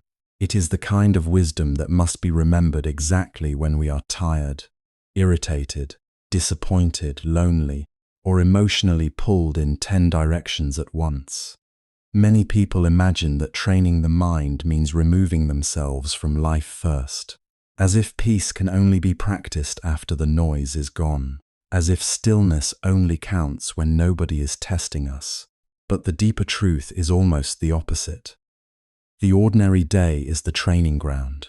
The unfinished conversation is the training ground. The traffic jam is the training ground. The waiting room is the training ground. The moment someone speaks to us in a tone we do not like, and something in us tightens before a single word leaves our mouth, that is the training ground. Because this is where the mind reveals itself honestly. In a temple, with candles lit and the body sitting straight, it may be easier to feel composed. But what about when someone interrupts you for the third time? What about when you are misunderstood? What about when your plans collapse? What about when you check your phone and find no message from the person you hoped would remember you? What about when exhaustion makes every small inconvenience feel personal? That is where we begin to see that the agitation is not being created by the world alone. The world is touching something already unsettled within us. Picture a family dinner, the kind that used to be looked forward to for weeks. The table is full, the food is good, the laughter is real. And still, somewhere between the second course and the dessert, an old irritation flares at a comment that was probably harmless. The reaction feels disproportionate even while it is happening. And afterward there is a quiet, uncomfortable question. Why does this keep happening here, at this table, with people who are not the enemy? The dinner did not create the irritation. It only had the misfortune of being the room where it surfaced. And this does not happen in theory. It happens in pauses. A very small pause can change the whole atmosphere of a moment.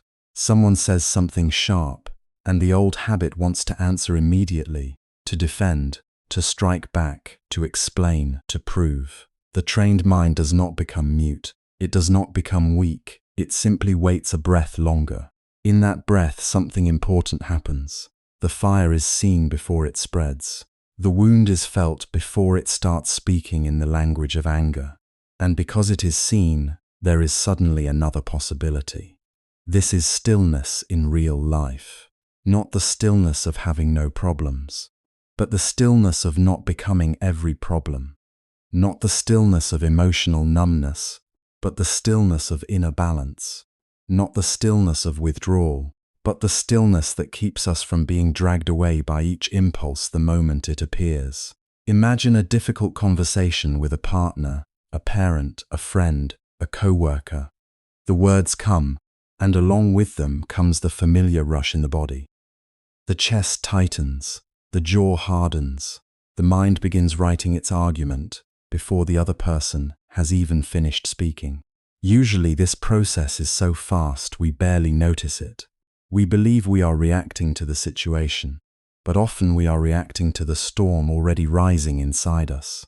To train the mind is to notice that storm while it is still forming. Maybe nothing outward changes at first. Maybe you are still hurt. Maybe you still disagree. Maybe the conversation is still painful. But now there is awareness. You breathe before speaking. You feel the heat in the body. You recognize the urge to wound because you feel wounded. And in that recognition there is dignity. There is space. There is the beginning of freedom. This practice also appears in moments that look smaller from the outside, but are not small at all. You are waiting in line, already late, and someone ahead of you is moving slowly. The mind starts complaining. You are in traffic, and every red light feels like a personal offense. You open the refrigerator, hoping for comfort more than food. You scroll your phone, not because you need anything, but because you do not want to sit for one quiet minute with your own restlessness. These moments seem ordinary, but they reveal the same pattern. Discomfort appears, and the mind rushes to escape, blame, consume, or control. To keep the mind still in these moments does not mean forcing yourself into unnatural calm. It does not mean pretending everything feels fine when it does not. It means staying close enough to experience to see what is happening without instantly becoming its servant. You feel impatience. Can you know it as impatience? You feel loneliness. Can you know it as loneliness without immediately covering it with noise? You feel resentment. Can you notice the first bitter taste of it before you rehearse the story that makes it stronger? You feel disappointment. Can you let the disappointment be felt in the body, heavy, real, vulnerable, without turning it at once into blame against the world? This is not passivity, it is courage. Most people think action is strength and pausing is weakness, but often the opposite is true. It takes very little training to be carried away. It takes very little wisdom to repeat the same reaction we have repeated 100 times before, but to remain present when the old machinery starts turning, to witness it, to breathe inside it, to not feed it immediately. That is a deeper kind of power, and this power is tender, not dramatic. Sometimes it looks like choosing not to send the message you wrote in anger. Sometimes it looks like listening all the way through before defending yourself. Sometimes it looks like sitting on the edge of your bed after a hard day and admitting quietly, I am not upset because of this moment alone. Something deeper in me is aching. Sometimes it looks like washing dishes without rushing to fill the silence. Sometimes it looks like driving home without needing the radio, the podcast, the call, the distraction, just long enough to hear what the mind has been trying not to hear. There is something humbling about discovering that unrest follows us. We think the office is the problem, so we dream of home. Then at home the mind is dissatisfied again.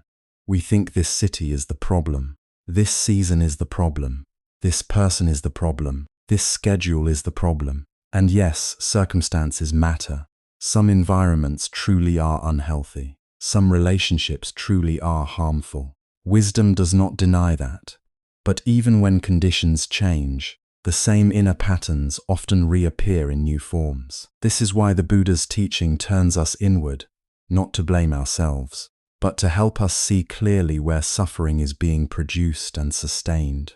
If I am irritated here and there, and again somewhere else, then perhaps no place itself is manufacturing the irritation. Perhaps the deeper source is closer than I want to admit.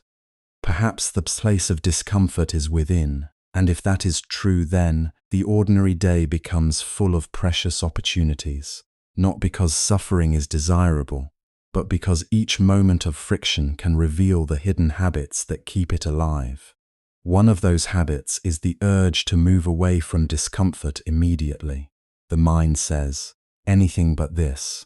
Anything but this boredom, anything but this embarrassment, anything but this uncertainty, anything but this sadness. So we reach for stimulation, food, conversation, entertainment, work, planning, fantasy, blame, anything to avoid the rawness of simply being with what is present. But the untrained mind keeps running and calls that freedom, while the trained mind learns how to stay. To stay does not mean to drown in feeling. It means to remain awake inside it. You are tired. And because you are tired, your mind starts turning every small thing into a burden. Normally you would snap at someone, or sink into self-pity, or numb yourself with distraction. But today, perhaps just for 10 seconds, you notice this is fatigue. This heaviness is fatigue. This sharpness in my voice wants to come from fatigue. Suddenly the mood is no longer your unquestioned master. It is something seen, something held in awareness. And because it is seen, kindness becomes possible. Or perhaps you are alone on a weekend evening, and a quiet ache begins to rise. The habit might be to escape it immediately, to scroll, to eat, to call someone without really wanting connection, only relief. But instead, you sit for a moment. You feel the ache in the chest. You notice the stories gathering around it. No one cares. Nothing is enough. Something is missing. You do not have to believe every story simply because it arrives. You let the breath move. You let the ache be there, without rushing to become its storyteller. This too is training. And what slowly grows through this training is not a lifeless calm. It is a steadier heart. A person with a still mind can still laugh, still grieve, still work, still love deeply, still take action when action is needed. Stillness is not the death of feeling. It is the end of being kidnapped by feeling. It is the end of letting every passing inner weather pattern define what we say, how we see, and who we become in the next moment. This matters especially in relationships. So much suffering is not caused by one single event, but by the speed with which an unobserved mind turns pain into accusation, fear into control, insecurity into distance, and disappointment into contempt. A little stillness interrupts that chain. A little awareness can stop an entire night from hardening into bitterness. A little pause can keep one wounded sentence from becoming 10 more. And sometimes the practice is very quiet, almost invisible to others. No one sees the moment you choose not to rehearse an old resentment while brushing your teeth. No one applauds when you notice jealousy arise and refuse to feed it with comparison. No one knows that while standing at a crosswalk, you caught your mind building an argument with someone who is not even there. But these unseen moments matter. In fact, they matter enormously, because the mind is shaped there, in these private moments when no audience is present and sincerity is the only guide. This is why mind training belongs to everyone. Not just monks, not just seekers in remote places, not just people with long hours for formal practice. The parent caring for children can practice. The worker under pressure can practice. The student confused about the future can practice. The grieving person can practice. The lonely person can practice. The person who feels they have failed again can practice. As long as there is a mind, there is a path. And the path keeps returning us to something very simple. Stay, look, breathe, know. Not to make life artificially peaceful, but to stop adding unnecessary suffering to what is already hard. To stop letting every inner movement become a command. To stop searching outside for the source of what has not yet been understood within. At first, this may seem almost too modest. Just one breath before speaking, just one moment of wow before reacting, just one honest recognition of resentment, fear, hunger for approval, or the urge to escape. But this is how the training enters life, quietly, repeatedly, in places so ordinary we often overlook them. And over time, these small moments are no longer small. They begin to gather. They begin to reshape the heart from within. The more this practice enters daily life, the more clearly we begin to see the hidden habits that keep suffering alive. Think of someone who finally takes the long postponed solo trip to the mountains, certain that a week away from every familiar face will empty the mind of its noise. The first 2 days are full of scenery, quiet, and the pleasant tiredness of walking. But on the third morning, sitting by a lake with nothing demanding attention, the old committee in the head reconvenes anyway.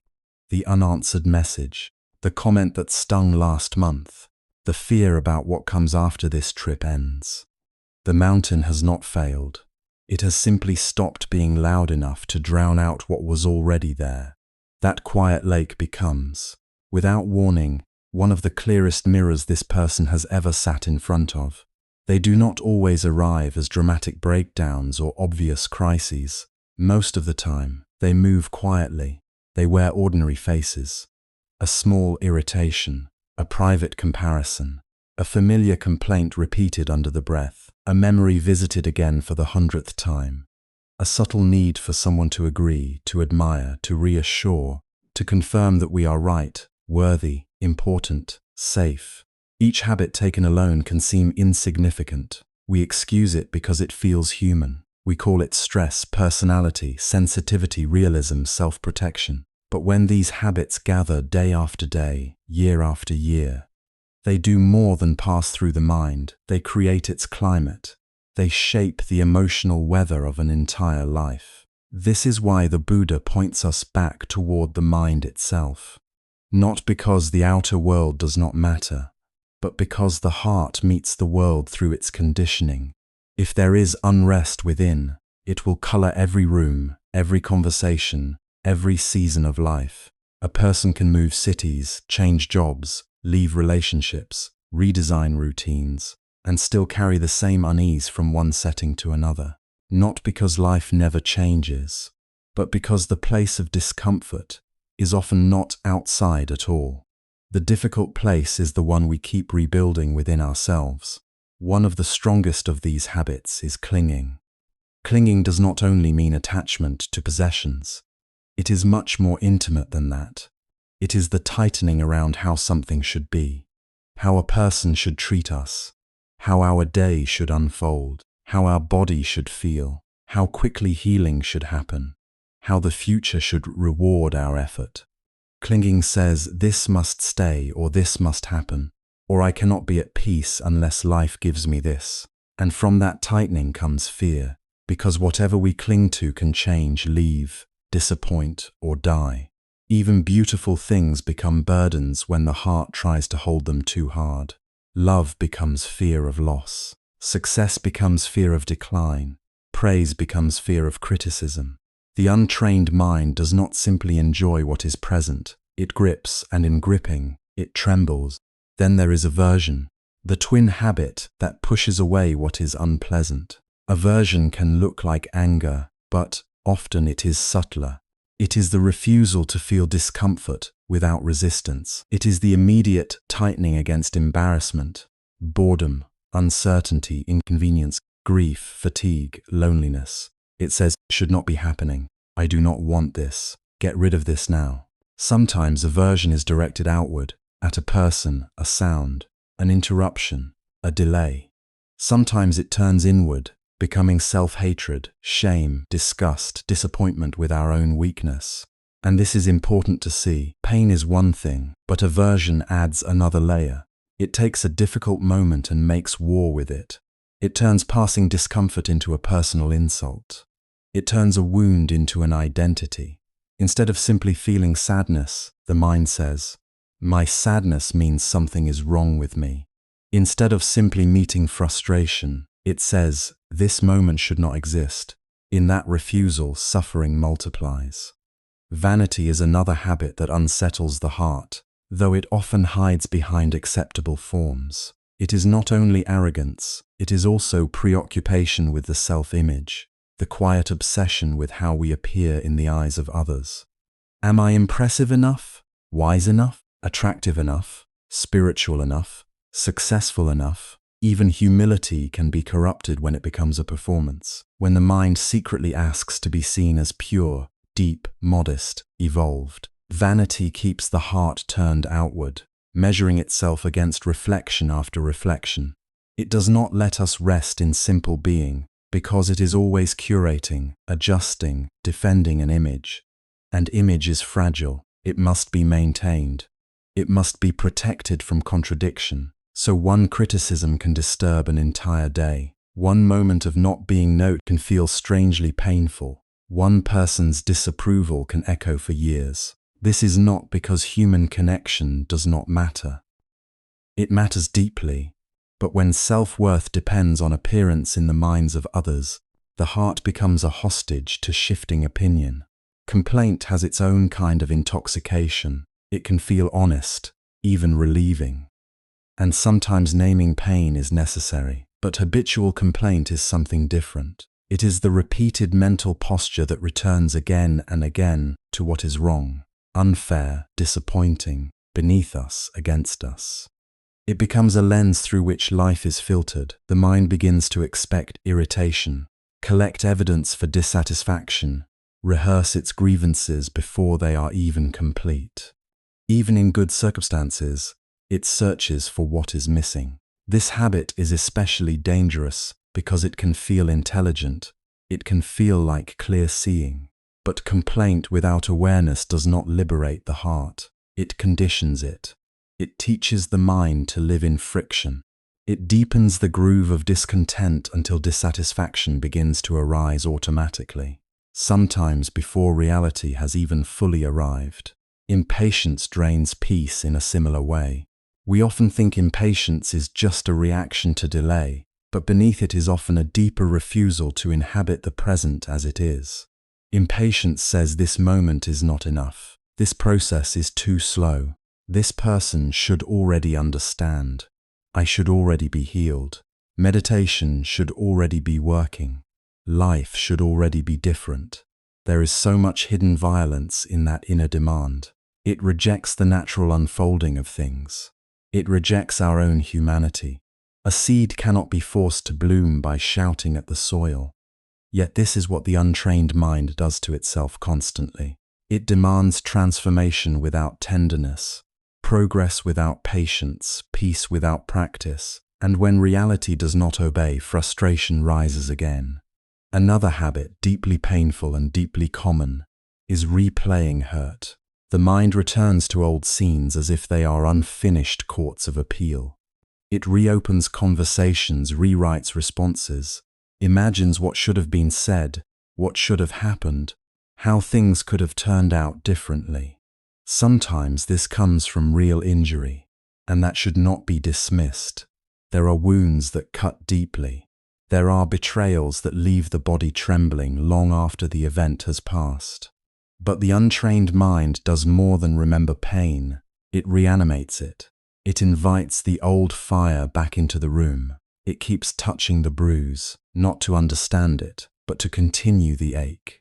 The event happened once, but the mind relives it repeatedly, strengthening its emotional charge every time.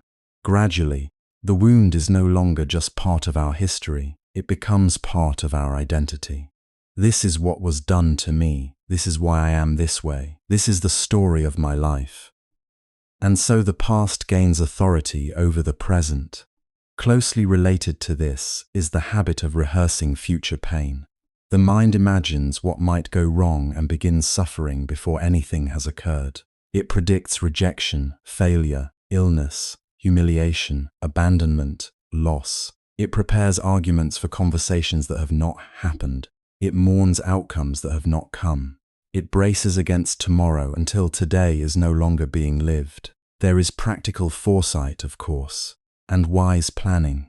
But this is something else. This is anticipatory suffering. The mind's attempt to control uncertainty by mentally entering it again and again. It hopes that if it worries enough, it will be safe. Yet worry rarely creates safety. More often, it trains the nervous system to expect danger and trains the heart to abandon the only place where life can actually be met, here. And then, there is the need to be confirmed by others. This habit can appear almost invisible because it is woven into so many ordinary interactions. We want people to reassure us that we are right, that we are good, that we are lovable, that we matter, that our choices are justified, that our pain is valid, that our identity is secure. Again, there is nothing wrong with being supported. Human beings need care. We need to be seen. The problem begins when the mind cannot stand on its own feet inwardly, when it cannot recognize truth without applause, cannot trust goodness without agreement, cannot feel real unless reflected back by someone else. Then every silence becomes suspicious. Every disagreement becomes threatening. Every lack of response feels like diminishment. The heart lives in hunger, waiting to be fed by external voices that can never finally satisfy it. Taken one by one, these habits may not seem powerful enough to shape destiny. A little clinging, a little resentment, a little impatience, a little vanity, a little fear of judgment. But life is not formed only by major decisions. It is formed by repeated states of mind. The cup is not filled by one drop, but by countless drops. In the same way, peace is rarely destroyed in one dramatic moment. More often it is slowly drained by unconscious repetition. A person may think, "Nothing terrible is happening, so why am I so tired inside?" Often the answer is that the heart is leaking energy through 1,000 small reactions, defending, resisting, rehearsing, comparing, complaining, seeking confirmation, reopening old pain, dreading pain that has not yet arrived. This is exhausting. And because it is familiar, we may not even notice that we are doing it. An untrained mind has overtaken a passing experience and building a home inside it. A moment of embarrassment becomes, "I am foolish." A disappointment becomes, "My life never works out." A conflict becomes, "No one understands me." A period of leaning becomes, "I am unlovable." In this way, emotion hardens into identity. Something temporary is treated as permanent. Something conditioned is mistaken for self. And once the mind identifies with pain, it begins protecting it. It organizes perception around it. It starts seeing the world through the wound, through the grievance, through the fear. This is why inner training matters so deeply. Without it, we are not just feeling life. We are being unconsciously interpreted by habits we never examined. Awareness interrupts this process, not by force, not by denial, and not by pretending everything is fine. Awareness does something quieter and more radical. It sees. It notices the clinging before it fully becomes panic. It recognizes aversion before it hardens into hostility. It catches complaint before it takes over the whole day. It feels the movement of vanity, the ache of needing approval, the surge of impatience, the temptation to reopen a wound. And in that seeing, there is space. Reaction says, "Follow this." Immediately, awareness says, "This is present." Reaction becomes the habit and extends the suffering. Awareness breaks the chain. It does not always remove pain at once, but it stops feeding it blindly.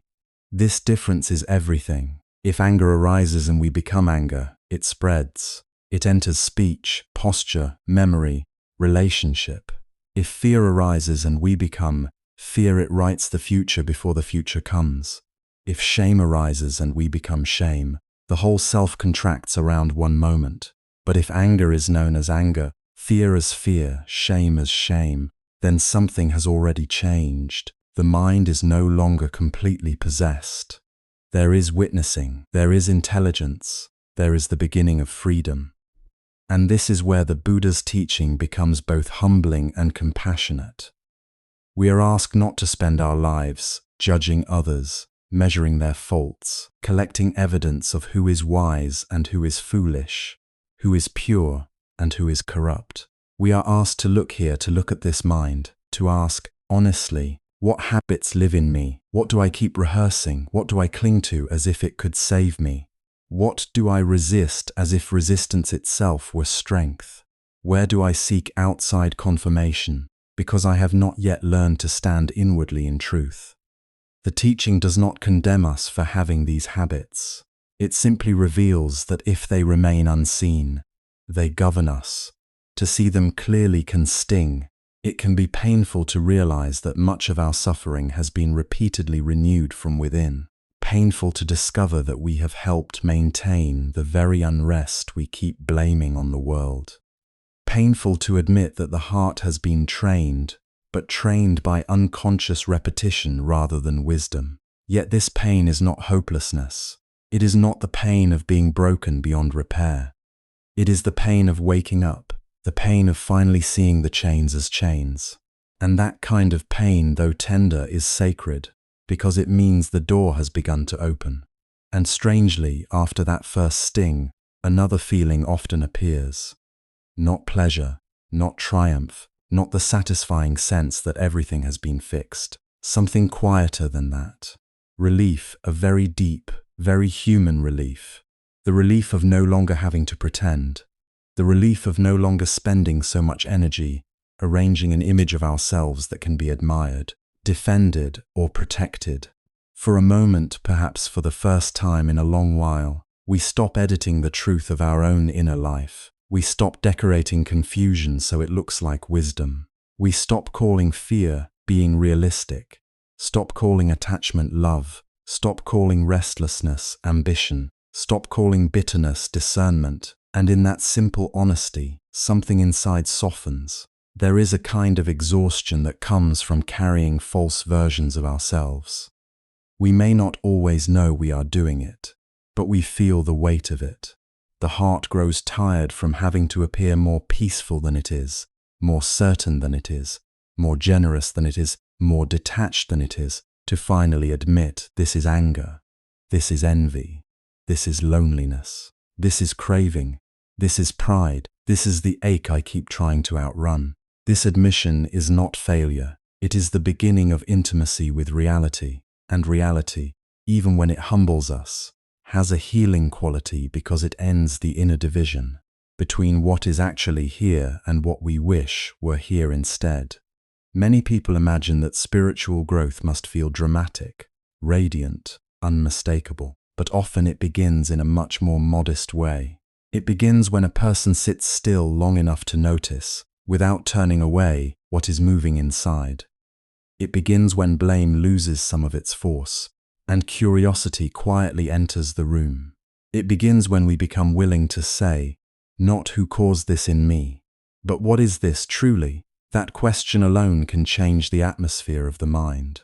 Because the moment we stop prosecuting the world and start observing the heart, we are no longer completely trapped inside our reactions. We are beginning to see them, and seeing is no small thing.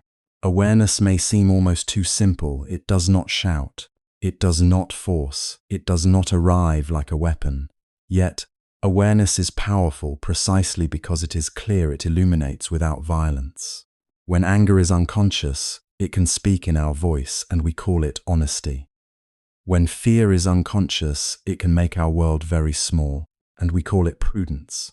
When craving is unconscious, it can drive our decisions, shape our relationships, consume our attention, and we call it preference, personality, or need. But when these same energies are seen as they are, something begins to loosen. They may still be present, but they are no longer identical with who we are. This loosening matters more than we often realize. The mind suffers not only because difficult states arise, but because it fuses with them. Anger comes, and instantly there is, I am angry, therefore I must obey this anger. Fear comes, and instantly danger is everywhere. Craving comes, and there is I want, therefore I need. In that instant of fusion, we lose space, we lose balance, we become servants of movements we did not consciously choose. But awareness interrupts that fusion. It does not necessarily remove the anger. It does not magically dissolve the fear. It does not erase the ache of wanting. What it does is open a small, precious distance, enough distance to notice. This is a state arising in the mind. It is powerful, yes. It is persuasive, yes. But it is not the whole truth of me. That little bit of space can save us from so much suffering. Not because it makes life easy, but because it makes wise response possible. Before awareness, reaction feels inevitable. After awareness, reaction becomes a choice. Even if only by a hair's breadth at first, we may still feel the heat of irritation, but we do not have to throw it into another person's face. We may still feel insecurity, but we do not have to build our day around seeking reassurance. We may still feel grief, but we do not have to numb it immediately or turn it into a story of personal failure. Awareness gives us room to remain present long enough for a different intelligence to emerge. A steadier intelligence, a kinder one that does not need to win every moment in order to remain whole. This is where stillness begins to reveal its true strength. Many people think of strength as force, speed, certainty, domination. They think strength is the ability to act immediately, to defend instantly, to answer sharply, to never appear vulnerable. But the training of the heart points in another direction. Strength in the inner life is often the capacity to stay with discomfort without instantly escaping, to stay with criticism without immediately counterattacking, to stay with uncertainty without manufacturing a false conclusion just to feel secure, to stay with sadness without collapsing into hopelessness, to stay with desire without kneeling before it. This kind of staying is not passive. It is disciplined, it is alert. It is the strength of a mind that no longer has to run every time reality becomes inconvenient. There is immense dignity in this. A person who can remain present with what is difficult without hardening is not weak. A person who can feel pain without rushing to blame is not naive. A person who can see their own confusion without dramatizing it and without denying it is developing a very rare kind of maturity. It may not be visible in loud ways. It may not impress the world. It may not look like accomplishment in the ordinary sense. But inwardly, something profound is taking shape. The mind is becoming less easily conquered by its own storms. And that is important, because storms will come. No amount of practice turns human life into a polished surface, free of loss, irritation, longing, disappointment, or fatigue. The teaching does not promise an existence in which nothing unpleasant ever arises again. It points instead toward a different relationship with whatever arises. A trained mind is not a mind that never trembles. It is a mind that learns not to panic at the trembling. It learns not to build a second layer of suffering around the first. Not every wound needs a story. Not every emotion needs a performance. Not every discomfort needs immediate escape. Sometimes healing begins when the mind stops multiplying what it feels. There is also something deeply compassionate about honest seeing. Harsh self-judgment often disguises itself as seriousness, but it does not help us understand. If, every time we notice fear, we shame ourselves for being fearful, then fear is simply joined by shame. If, every time we notice anger, we condemn ourselves for not being beyond anger, then anger is joined by self-hatred. This does not free the mind. It makes the inner atmosphere more crowded, more tense, more fragile. Truth heals not because it humiliates us, but because it allows us to meet what is here without unnecessary cruelty. We can be honest and gentle at the same time. We can say, yes, this is envy, without deciding that we are unworthy. We can say, yes, this is attachment, without despairing that nothing will ever change. We can say, yes, I am disturbed, and let that acknowledgement be simple, clean, and sane. This is one of the quiet miracles of awareness. It teaches us to stop making war on our own experience. That does not mean indulging every impulse. It does not mean excusing harmful behavior. It means seeing clearly enough that wisdom can enter. When we do not see clearly, we either obey our states or fight them blindly. Neither approach leads to freedom, but awareness offers another way. It lets us witness without collapsing and recognize without becoming possessed. In that recognition, the mind becomes less tangled, less dramatic, less afraid of itself. Real spiritual maturity often looks exactly like this. Not special, not theatrical, not full of declarations. It is visible in the way a person receives a difficult moment, in the pause before they speak, in their willingness to listen inwardly before reacting outwardly, in the fact that they do not need every discomfort to become an emergency, in their ability to admit limitation without losing self-respect, in their ability to feel hurt without immediately creating harm. This maturity is quiet because it is rooted. It does not need attention to prove itself. It does not need to announce how conscious it is. It simply shows itself in the quality of presence. To train the body, we repeat movements until strength is built through exertion. To train the mind, we often do something that appears far less dramatic, but is no less demanding. We stop, we stay, we look, we refrain. We allow the waves to be known without becoming every wave. This is why inner strength can be missed by those who only recognize the loud forms of power. It does not always produce a visible victory. Sometimes its victory is that a bitter word is not spoken. Sometimes its victory is that a craving is not obeyed. Sometimes its victory is that despair is felt, but not believed. Sometimes its victory is simply that, in a moment when the old self would have fled, attacked, or collapsed, there is now a little steadiness, a little breath, a little room. And that room changes everything over time. Because every time the mind sees clearly and does not immediately fall into its old habit, a new possibility is strengthened. Not by force, but by familiarity. The path is slowly worn in a different direction. The heart begins to trust that it can survive discomfort without escaping into confusion. It learns that pain does not always require panic. It learns that unpleasant truth is often kinder than beautiful illusion. It learns that peace is not the result of arranging the world perfectly, but of no longer being entirely ruled by the unrest within. This is why the mind does not grow strong by winning every argument with life. Life cannot be argued into obedience. Loss will still come. Change will still come. Others will still misunderstand us. The body will still age. Plans will still break apart. Emotions will still rise and pass according to conditions we do not fully control. If strength depends on having reality agree with us, then we will remain fragile. But if strength is rooted in clear seeing and grounded presence, then even when life shakes us, it does not have to scatter us completely. We may bend, we may grieve, we may struggle, but we are less likely to disappear into the struggle. And perhaps that is one of the most merciful truths of all.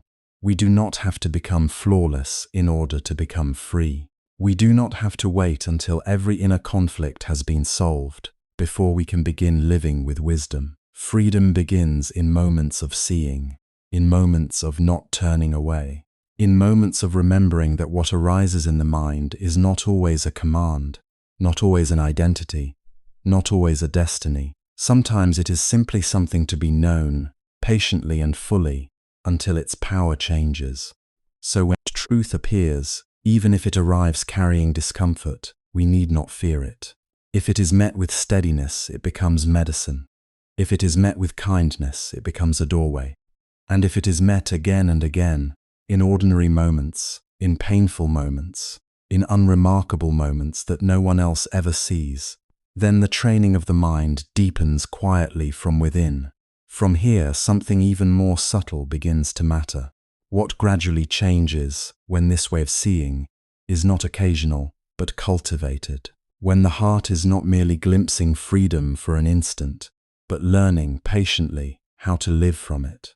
And that is where the change begins to become visible, not as a miracle, not as a dramatic reinvention of the self, but as a quiet difference in the way a person moves through an ordinary day. The mind that is being trained does not suddenly become blank, or endlessly blissful, or untouched by difficulty. It still feels irritation. It still meets disappointment. It still trembles at times before loss, uncertainty, fatigue, and pain. But something essential has shifted. The mind is no longer thrown around in exactly the same way. It is no longer so quick to obey every mood, to believe every thought, to harden around every discomfort as though it were a final truth. One of the first changes is often so subtle that we may miss it if we are looking for something grand. It is simply this. There is a little more space between what happens and how we respond. A word is spoken, and instead of instantly burning with offense, something pauses. A plan falls apart, and instead of collapsing into complaint, something notices the disappointment without becoming swallowed by it. Fear arises, but now it is seen. Anger rises, but now it is known. The old impulse may still be there, but it does not own the whole moment. The mind has begun to stand still enough to witness its own storms. This matters more than it first appears. For most of us, suffering is not caused only by the event itself. It is multiplied by the speed of our reaction, by the stories we attach to what happened, by the way the mind takes one difficult moment and turns it into identity, prophecy, accusation. A trained mind does not stop life from being painful. It stops adding so much confusion to pain. It begins to distinguish between the wound and the panic around the wound, between the sadness and the resistance to sadness, between what is truly here and what the restless mind keeps producing on top of it. And so there is often less blame. This too is a fruit of practice. Before the mind is examined, blame appears almost natural. If I am disturbed, then surely someone or something out there must be the cause. If I feel trapped, then perhaps this place is wrong, these people are wrong, this moment is wrong. The mind keeps searching outside itself for the source of the discomfort it does not want to feel. But gradually, with training, we begin to see something humbling and liberating at the same time. The disturbance is not created only by the world. It is intensified by the unseen habits within us. The irritation, the demand, the resentment, the clinging to how things should be. These are not imposed from outside. They are movements of the mind. This does not mean that outer conditions do not matter. Some situations truly are unjust, harmful, or painful. Some environments are unhealthy. Some relationships need boundaries, distance, or honesty. Training the mind is not pretending otherwise. It is not passive acceptance of everything, but it does mean that we stop imagining that a change of scenery alone will rescue us from ourselves. If dissatisfaction is living inside the mind, then even a beautiful place can become unbearable. Even success can feel empty. Even comfort can become another reason to be restless. And if clarity begins inside, then even amid imperfect circumstances, a different kind of freedom becomes possible. This is why patience deepens. Not because life becomes slower, and not because everyone around us becomes easier to love, but because the mind is less offended by reality's refusal to move at the pace of our preference. So much impatience comes from an argument with what is already here. We want the person to understand sooner, the pain to leave faster, the future to reveal itself now, the heart to heal immediately, the meditation to feel peaceful right away. We want ripening without waiting, wisdom without repetition, ease without surrender. But the trained mind begins to understand that forcing does not create peace. It creates more pressure. So patience becomes less like gritting one's teeth and more like making room. Making room for the unfinished conversation. Making room for the human being who is still learning. Making room for one's own limits without hatred. Making room for uncertainty without immediately turning it into despair. The heart becomes wider. It does not rush as quickly to condemn what has not yet resolved itself. And from this, a kind of simplicity starts to enter life. Not necessarily a change in possessions or status, though that can happen too, but a simplification of the inner struggle. The mind no longer needs to chase every desire with the same desperation. It no longer treats every discomfort as an emergency. There is less inner noise insisting that happiness lies somewhere else, in some different condition, some more perfect arrangement, some future version of life where everything finally lines up. The trained mind begins to suspect, and then gradually to know, that craving itself is often what keeps peace at a distance. This simplicity is deeply beautiful because it is so unadorned. A meal can just be a meal. A quiet morning can just be a quiet morning. A shared silence with someone you love no longer has to be filled or improved. There is less hunger to constantly extract something from the moment. Less demand that each experience prove itself worthy, exciting, affirming, or memorable.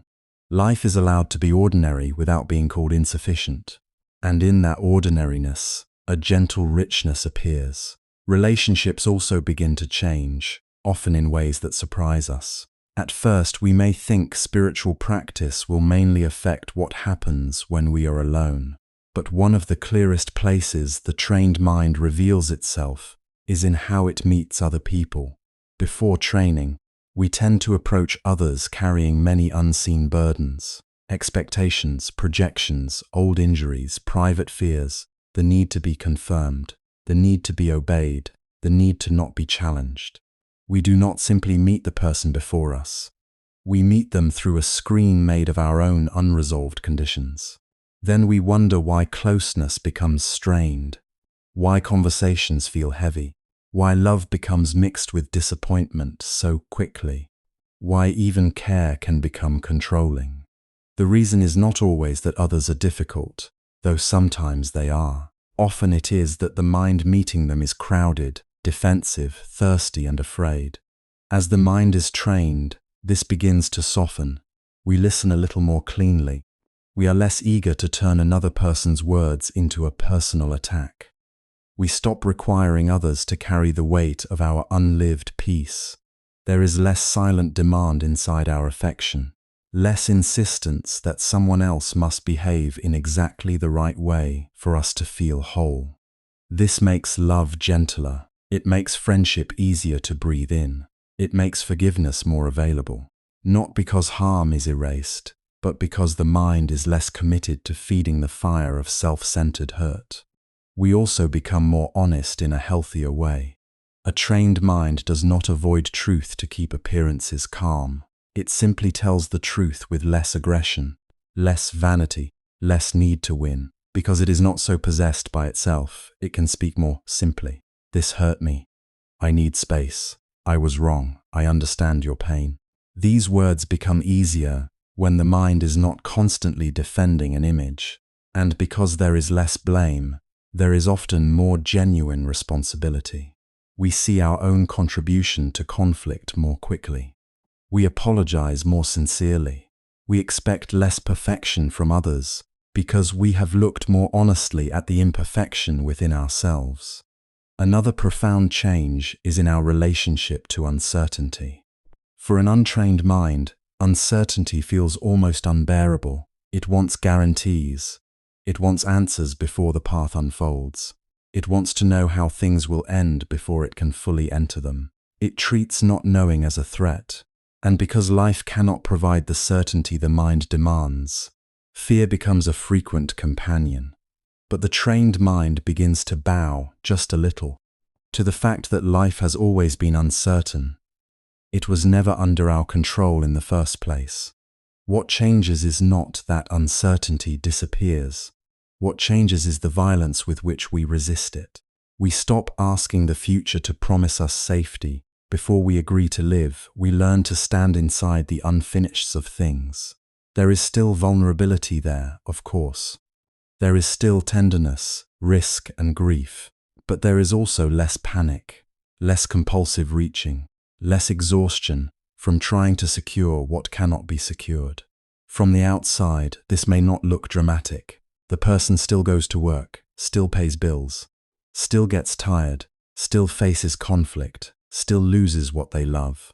The outer life may remain visibly imperfect, but inwardly, there is less servitude to every rise and fall. Praise comes, and it does not intoxicate as much. Criticism comes, and it does not destroy as much. Gain and loss, pleasure and pain, success and failure still touch the heart, but they no longer define the whole sky of the mind. There is more balance, not because life has become mild, but because the mind has become less enslaved. This is an important truth, because many people imagine peace as a state in which pain has ended. But that is not the peace born of real training. Real peace is not numbness. It is not the absence of tears. It is not permanent pleasantness. It is the end of being completely ruled by confusion. It is the ability to remain inwardly present, even when life is not giving us what we wanted.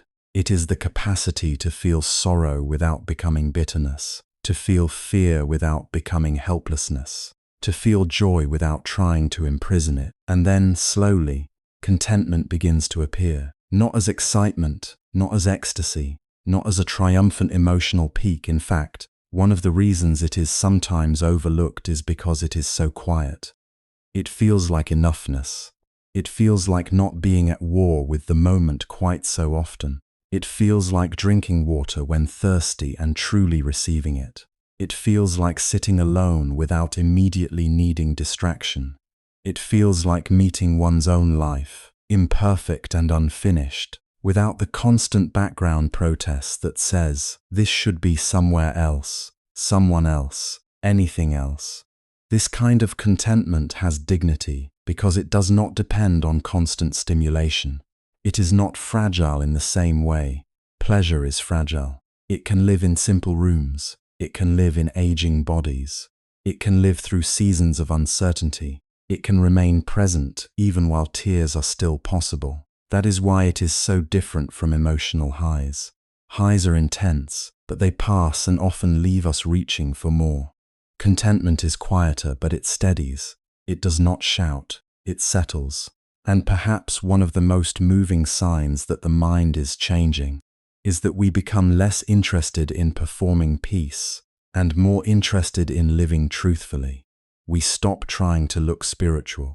We stop needing every difficult feeling to disappear immediately so we can believe we are progressing. We become more willing to be human without abandoning the path, more willing to begin again after failure, more willing to observe honestly what jealousy, fear, craving, and pride are still doing in the heart. This honesty is not a setback, it is maturity, because only the mind that can see itself clearly can be freed deeply. So the fruits of practice are not distant ideals reserved for saints or mystics. They are visible in the ordinary texture of a life, in the pause before speaking sharply, in the softening of an old resentment, in the ability to stay when discomfort appears instead of instantly escaping, in the humility to examine oneself before condemning others, in the discovery that no outer place can permanently solve an inner agitation, in the realization that the work of Buddhism at its most intimate level has always been the work of the mind. And once these changes begin to take root, a deeper understanding arrives about what spiritual practice was always asking of us. What begins to reveal itself now is something very simple, and because it is simple, it is often missed. The heart of the Buddha's way is not hidden in complexity. It is not reserved for people who know special words, wear a certain appearance, or can speak beautifully about spirituality. At its center, the path asks one question again and again: are you willing to train the mind? If the answer is yes, then the practice has already begun in its most real form. This is important to understand deeply, because people can spend years standing near religion without ever entering the work it points toward. A person may admire teachings, collect ideas, repeat verses, discuss philosophy, and still avoid the one place where transformation actually happens.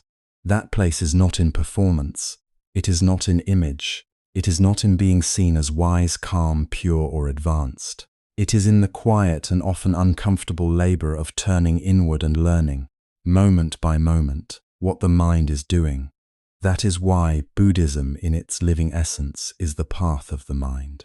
Nothing more complicated than that, and nothing less demanding. Whoever trains the mind is practicing the Buddha's teaching, whether the world notices or not. Whoever learns to pause before reacting, to examine anger before speaking from it, to feel desire without immediately obeying it, to question pride instead of protecting it, is walking in the direction of freedom. And whoever refuses this inner work, no matter how impressive their outer identity may seem, remains at a distance from the real path. May sound severe, but in truth it is merciful, because it means the doorway is not far away. It means the teaching is not locked behind status, education, culture, or ritual perfection. It means that in the middle of an ordinary day, in the middle of fatigue, irritation, temptation, and confusion, the path is available. It becomes available in the very instant you choose awareness over impulse. That next moment matters more than we often realize. The real monastery may begin there, not in a remote place, but in the living field of your own experience. It may begin when someone speaks to you in a tone you dislike, and instead of striking back, you notice the heat rising in the body and remain still long enough to understand it. It may begin when restlessness pushes you to escape into distraction, and instead of following it immediately, You stay and observe the discomfort underneath. It may begin when envy appears, or loneliness, or the ache of not being appreciated. And for once you do not build a story around it. You simply look, you let the mind be seen. In that moment, you are not doing something small. You are standing in the center of practice. This is why the training of the mind cannot be measured by outward style. Someone may speak gently in public and still be full of resentment in private. Someone may appear disciplined and still be ruled by fear. Someone may know the language of compassion and still be protecting self-importance at every turn. The mind can hide behind many costumes, including spiritual ones. It can use religion to decorate itself. It can turn teachings into identity. It can make a performance even out of humility. So the question is never only, what do I look like? Or what do I call myself? Or how do others see me? The deeper question is, what is happening in the heart when no one is watching? Is greed becoming weaker or more refined? Is anger losing its authority or simply learning better manners? Is delusion being exposed, or is it just wearing sacred language now? This is where honesty becomes sacred. Not dramatic honesty, not self-hatred, not the harsh voice that attacks every flaw, but a clean, steady honesty that says, this is what is here. This is the jealousy. This is the fear. This is the hunger to be praised. This is the habit of blaming others for what I have not understood in myself. This is the pain I keep trying to outrun. This is the agitation I keep expecting the world to solve for me. Without this honesty, practice stays shallow. With it, even a simple life becomes a place of profound transformation. The Buddha's teaching asks us to examine ourselves before judging others. And this cuts against one of the mind's favorite habits. It is so much easier to evaluate the world outside us, so much easier to list who is wrong, who is insensitive, who is ignorant, who is difficult, who is to blame. The ego finds relief in comparison. It feels stronger when it can point away from itself. But the path turns us back, not because others are always innocent, and not because discernment does not matter, but because liberation does not come from managing everyone else's faults. It comes from understanding the machinery of suffering within one's own heart.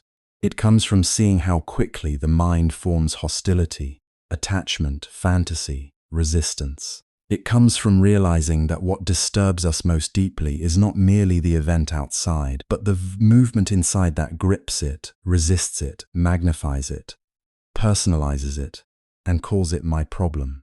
This is a hard truth, but also a freeing one. If the root of distress were entirely outside you, then your peace would always remain hostage to circumstances. You would need the world to cooperate before you could rest. You would need people to become easier, places to become more pleasing, conditions to become more favorable. And because life never grants that arrangement for long, you would remain perpetually unsettled. But if the real unrest lives in the untrained mind, then something becomes possible. Then your work has a direction. Then your suffering is not meaningless.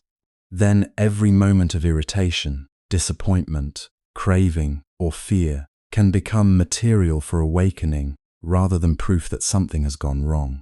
This is the mature understanding of practice. Not the fantasy that life will stop being difficult, but the discovery that difficulty itself can illuminate the mind.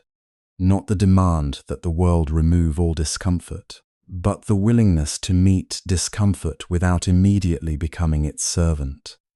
Not the dream of becoming spiritually impressive, but the steady reduction of greed, hatred, and delusion in the heart.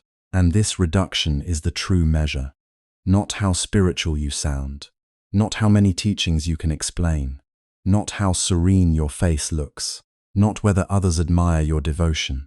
The real measure is quieter than that.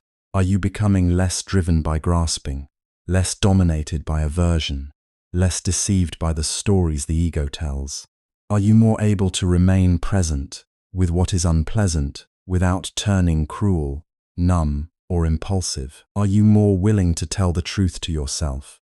Are you less interested in defending an image and more interested in being free? These questions are intimate. No one else can answer them for you. That is part of why this path is so demanding. It is direct. It does not allow us to hide for long in abstraction. It keeps returning us to lived reality. Right here, while the mind wants something. Right here, while it resists something. Right here, while it is inflamed, confused, flattered, wounded, proud, afraid. Practice is not somewhere else. It is not waiting for a better season of life. It is not postponed until the house is quieter. The schedule is lighter. The mind is more cooperative. Or the heart is already peaceful. It is here, in the exact texture of this moment. And perhaps that is both the beauty and the difficulty of the Buddha's way. It is deeply personal, because no one can purify your mind for you. No one can meditate on your behalf. No one can surrender your pride for you. No one can release your anger for you. No one can look honestly into your fear for you. Others may guide you, encourage you, challenge you, inspire you, even love you greatly. But the work itself must happen within your own awareness. There is no substitute for that. And yet, there is something profoundly dignifying in this truth, because it means your life, exactly as it is not disqualified from practice. Your home can become a place of training. Your relationships can become mirrors. Your disappointments can become teachings. Your recurring patterns can become invitations to wake up.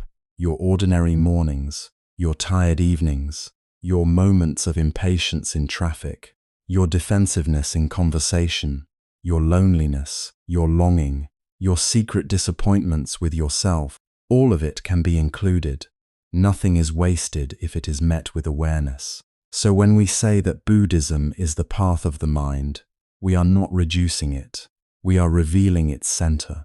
We are saying that the essence of the path is not external membership, but inner cultivation. Not belonging to a label, but committing to seeing clearly. Not constructing a spiritual self, but loosening the illusions that keep suffering alive. And this cultivation requires stillness, in a way the modern mind often resists. To strengthen the body, we move it, strain it, challenge it through action. But to strengthen the mind, there are times when we must do almost the opposite. We must stop feeding every impulse, stop obeying every mood, stop running with every fear, stop chasing every desire. We must learn to let the mind stand still long enough to reveal itself. At first, this can feel unnatural, even frightening.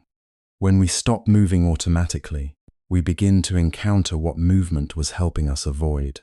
We feel the unfinished grief, the subtle anxiety, the hunger for validation, the old resentments, the unnamed dissatisfaction that follows us from place to place. But this seeing is not failure. It is the beginning of wisdom. Because what is seen clearly can be understood, and what is understood deeply can gradually lose its power to undominate us. This is the discipline of freedom, not the freedom to do whatever the impulse demands, but the freedom not to be ruled by it, not the freedom of endless preference, but the freedom of inner steadiness, not the freedom of escape, but the freedom of presence. And this freedom grows quietly, through countless small acts of remembering to pause, remembering to observe, remembering not to make an enemy of what is felt, but also not to surrender blindly to it, remembering that truth does not bend itself around our preferences, remembering that peace cannot be built on self-deception. So if you want to know whether you are walking the Buddha's way, perhaps the question is simpler than you thought. Are you training the mind? Are you becoming more sincere in your self-examination? Are you learning to be still enough to see your inner movements without instantly acting them out? Are you taking responsibility for the unrest within, instead of endlessly assigning its source to the world outside? Are you willing to let truth correct you? If so, then even if your steps feel small, you are not far from the path, you are in it. And if this work feels difficult, that does not mean you are unsuited for it. It means you are touching something real. The path is demanding precisely because it is not decorative. It reaches into the places where identity clings, where fear hides, where habit hardens, where pain repeats itself. It asks for courage without spectacle, devotion without performance, and sincerity without guarantee of comfort. It asks you to stop pretending that peace can be found by rearranging only the outside of life. It asks for your participation at the deepest level, but in return, it offers something no outer possession can secure. A mind that is less divided against itself, a heart that is less easily poisoned by its own reactions, a life that begins to rest not on perfect circumstances, but on growing clarity. And from that clarity comes a different kind of strength. Not the strength of force, but the strength of stability. Not the strength of control, but the strength of understanding. Not the strength of becoming untouchable, but the strength of remaining awake. That is the real meaning of practice. And once this is seen, the teachings stop feeling like distant ideals. They become immediate, almost intimate in their directness. They ask nothing from you except what only you can give: your attention, your honesty, your patience, your willingness to begin again. Again in the next breath, again in the next irritation, again in the next disappointment, again in the next moment when the mind wants to run and something quieter in you chooses to stay.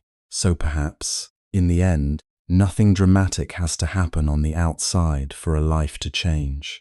You may wake tomorrow in the same room. You may walk through the same doorway, speak to the same people, answer the same messages, carry the same responsibilities, return to the same unfinished problems. The walls may not move. The world may not suddenly become gentle. The noise may still be there. The pressure may still visit you. The personalities around you may remain exactly as they are. And yet, if something in you has begun to stop demanding that the outer world provide what only inner clarity can give, then the ground of your life is already changing.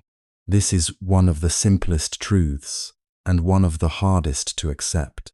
We spend so much of our energy trying to arrange conditions into a shape that will finally let us rest. We think peace is waiting in another place, another season, another relationship, another version of ourselves. We imagine that if this person were easier, if that burden were lifted, if the room were quieter, if the future were more certain, then the heart would soften and the mind would settle. But again and again, life shows us something deeper. A restless mind can carry discomfort into a beautiful place. A dissatisfied heart can turn even blessing into irritation. If you are not at ease in one place, you will often discover that you are not at ease in many places. Because what troubles you most is not always where you think it is. There is no outer location that manufactures inner peace. There is no city, no house, no temple, no mountain, no perfect arrangement of circumstances that can do the work of seeing for you. Places can support you. Silence can help you. Kind people can encourage you. Wise teachings can point the way. But the unease itself, the agitation, the resistance, the recurring ache of dissatisfaction does not live in the furniture of your life. It lives in the movements of the mind. It lives in grasping, in comparing, in resisting, in replaying, in wanting this moment to become some other moment, before you are willing to meet it. And that is not a sentence of blame, it is an opening. Because the moment you understand that the source of disturbance is not only outside you, you also begin to understand that freedom is not only outside you either. If the problem were entirely in the world, then you would remain helpless until the world agreed to change. But if the deepest unrest is being created and fed within the mind, then something can be practiced, something can be known, something can be trained. And this is where the path becomes living, practical, intimate, not distant philosophy, not decoration, not borrowed comfort, a real discipline of returning, noticing, and learning what the mind is doing while life unfolds. The body grows strong through movement. This is easy for us to believe because we can see it. A muscle becomes firmer when it is used. Endurance increases through effort. Strength develops through repetition, resistance, training, strain. The body is shaped by motion, but the mind is not strengthened in the same way. The mind does not become clear because it is constantly thrown into more noise, more reaction, more compulsion, more distraction. It does not become stable because it chases every impulse. It does not become free because it obeys every fear or every desire. The mind grows strong through stillness, through pausing instead of immediately following, through staying instead of escaping, through watching without instantly judging, through letting a feeling rise without turning it into an identity, through learning, little by little, how to remain present when the mind wants to run. Stillness here does not mean passivity. It does not mean becoming numb, indifferent, or lifeless. It does not mean refusing to act in the world. It means that beneath action there is steadiness. Beneath speech there is awareness. Beneath emotion there is a capacity to see. A still mind can work, love, decide, build, protect, and serve. In fact, it does these things with far more wisdom than a mind whipped around by every internal storm. Stillness is not the absence of life. It is the end of unnecessary inner violence. This is why training the mind can feel so strange at first. We are used to solving discomfort by moving things around. We change the schedule, the plan, the environment, the conversation, the role, the surface. Sometimes that is appropriate. Sometimes action is necessary and healthy. But even after all the rearranging, something unresolved follows us. The same hurt appears in a new setting. The same impatience speaks with a different face. The same hunger for relief keeps asking the next moment to save us. And after enough cycles of this, a quieter wisdom begins to whisper. Perhaps what needs attention is not merely the seen, but the seer. The Buddha's teaching enters exactly here, not as accusation but as honesty. Look first at your own mind. Examine your own reactions. Notice your own greed, fear, anger, pride, confusion, clinging, and self-deception. This is not because other people never act wrongly. Of course they do. Human beings can be careless, selfish, cruel, blind. But if your life becomes centered on measuring the faults of others, your own mind remains unstudied and therefore unfreed. You may become morally certain and inwardly miserable at the same time. So the teaching asks for something braver than criticism. It asks for self-examination. What is happening in me right now? What am I adding to this moment? What story am I feeding? What am I refusing to feel? What am I demanding from life before I allow myself to be at peace? Where is the tension truly coming from? What am I protecting when I become defensive? What am I afraid will happen if I stop blaming and begin seeing? These are not comfortable questions, but they are merciful ones. They return power to the place where real transformation can occur, not in controlling everyone else, not in waiting for universal fairness, not in constructing a life so protected that nothing unpleasant ever touches it. Real transformation begins when the mind becomes willing to observe itself with sincerity, and sincerity is rarer than intelligence. Many people can explain spiritual ideas. Fewer can sit quietly enough to catch the first movement of resentment as it rises. Many can repeat teachings. Fewer can admit, in the privacy of their own heart, that they are exhausting themselves by insisting reality should be different from what it is. Many can praise truth. Fewer can bear the humility of being changed by it. This is the Buddha's challenge in living terms. The truth is there. The path is there. The teaching has been spoken plainly enough across centuries in many forms, in many voices, in many lands. The question is not whether the path exists.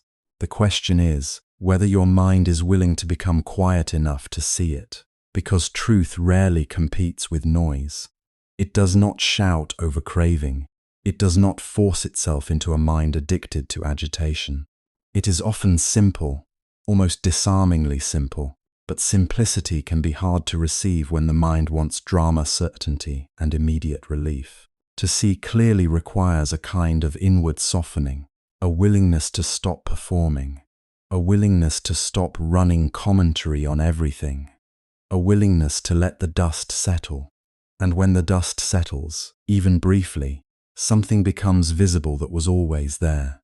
You begin to notice that not every thought deserves belief, that not every emotion requires obedience, that not every discomfort is a command to escape, that the mind can witness anger without becoming only anger, that sadness can be held without becoming a permanent self, that fear can be felt without being crowned as truth, that silence is not empty when awareness is present within it.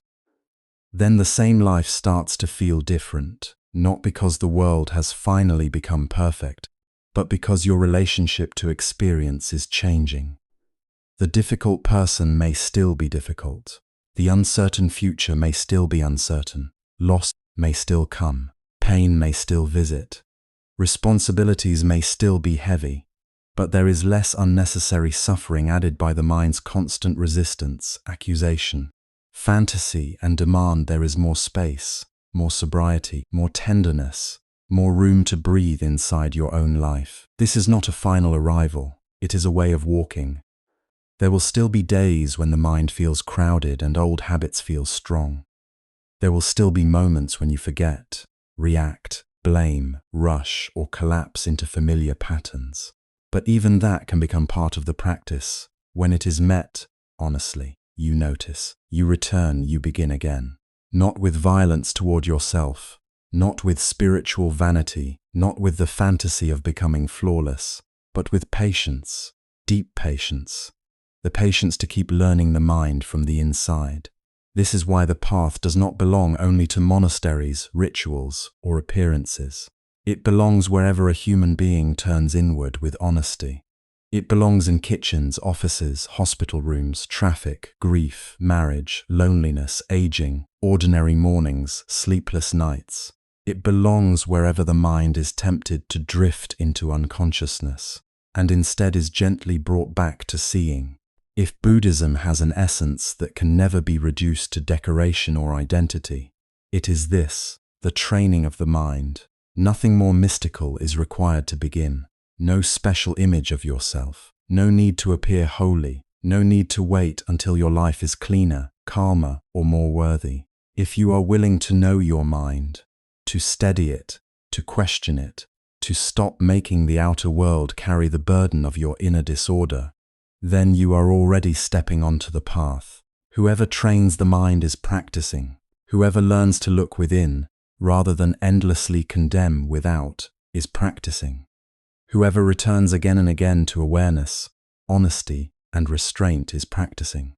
Buddhism is the path of the mind. That is enough, that is everything.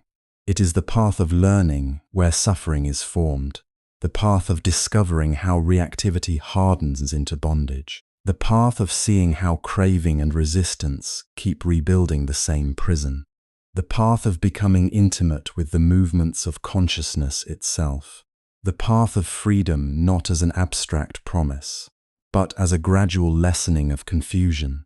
And because it is the path of the mind, no one can walk it for you. Others may guide you, teachers may point, books may illuminate, communities may support, teachings may comfort and challenge you. But no one can become still on your behalf. No one can observe your anger from inside for you. No one can release your clinging for you. No one can force honesty into the places where you still hide from yourself. The dignity of this path is also its responsibility. The work is yours. And this is not a burden meant to crush you. It is a freedom meant to mature you. So if you find yourself still in the same life after hearing all this, let that not discourage you. Let it deepen you. Let the ordinary setting of your life become the exact place of practice. The same chair where you worry can become the place where you breathe and observe. The same conversation that once triggered immediate reaction can become the moment you pause and listen inwardly. The same uncertainty that used to send you searching everywhere outside can become the invitation to remain present and feel what is here without fleeing. You do not need a different world to begin. You need a more honest relationship with this mind. You need the courage to stop outsourcing peace. You need the humility to see that what disturbs you most may not be the place, but the patterns you carry into it. You need the patience to sit long enough for inner noise to reveal its habits. And you need the gentleness to keep returning, even when returning feels small. Because in truth, it is never small. Every moment the mind does not immediately chase is a moment of training. Every moment you notice blame rising and turn to examine yourself is a moment of training. Every moment you refrain from feeding resentment is a moment of training. Every moment you sit in stillness and allow reality to be what it is, without adding another layer of struggle, is a moment of training.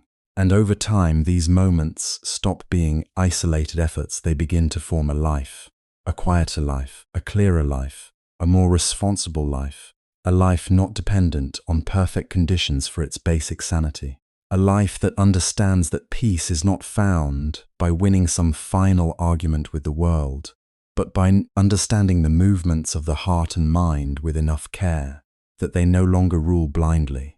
So now, at the end, the invitation is very simple. Come back, not to an idea, not to a performance, not to a promise that someone else will save you from your own restlessness. Come back to the mind. Come back to the place where unease is made and where freedom can begin. Come back without harshness. Come back without excuses. Come back as you are, but come back honestly. Sit with what is here. See what is moving. Notice what demands, what fears, what clings, what resists, and then with patience remain. Let that remaining teach you. Let that honesty guide you. Let that stillness become strength. And if there is one thing worth carrying forward after all these words, let it be this quiet recognition. The path has never been far away. It has been waiting in the next moment of awareness, the next moment of restraint, the next moment of truthfulness, the next moment you stop searching outside and turn inward with a sincere heart. End in stillness, clarity, and a quiet invitation for the listener to return to their own mind with honesty and patience.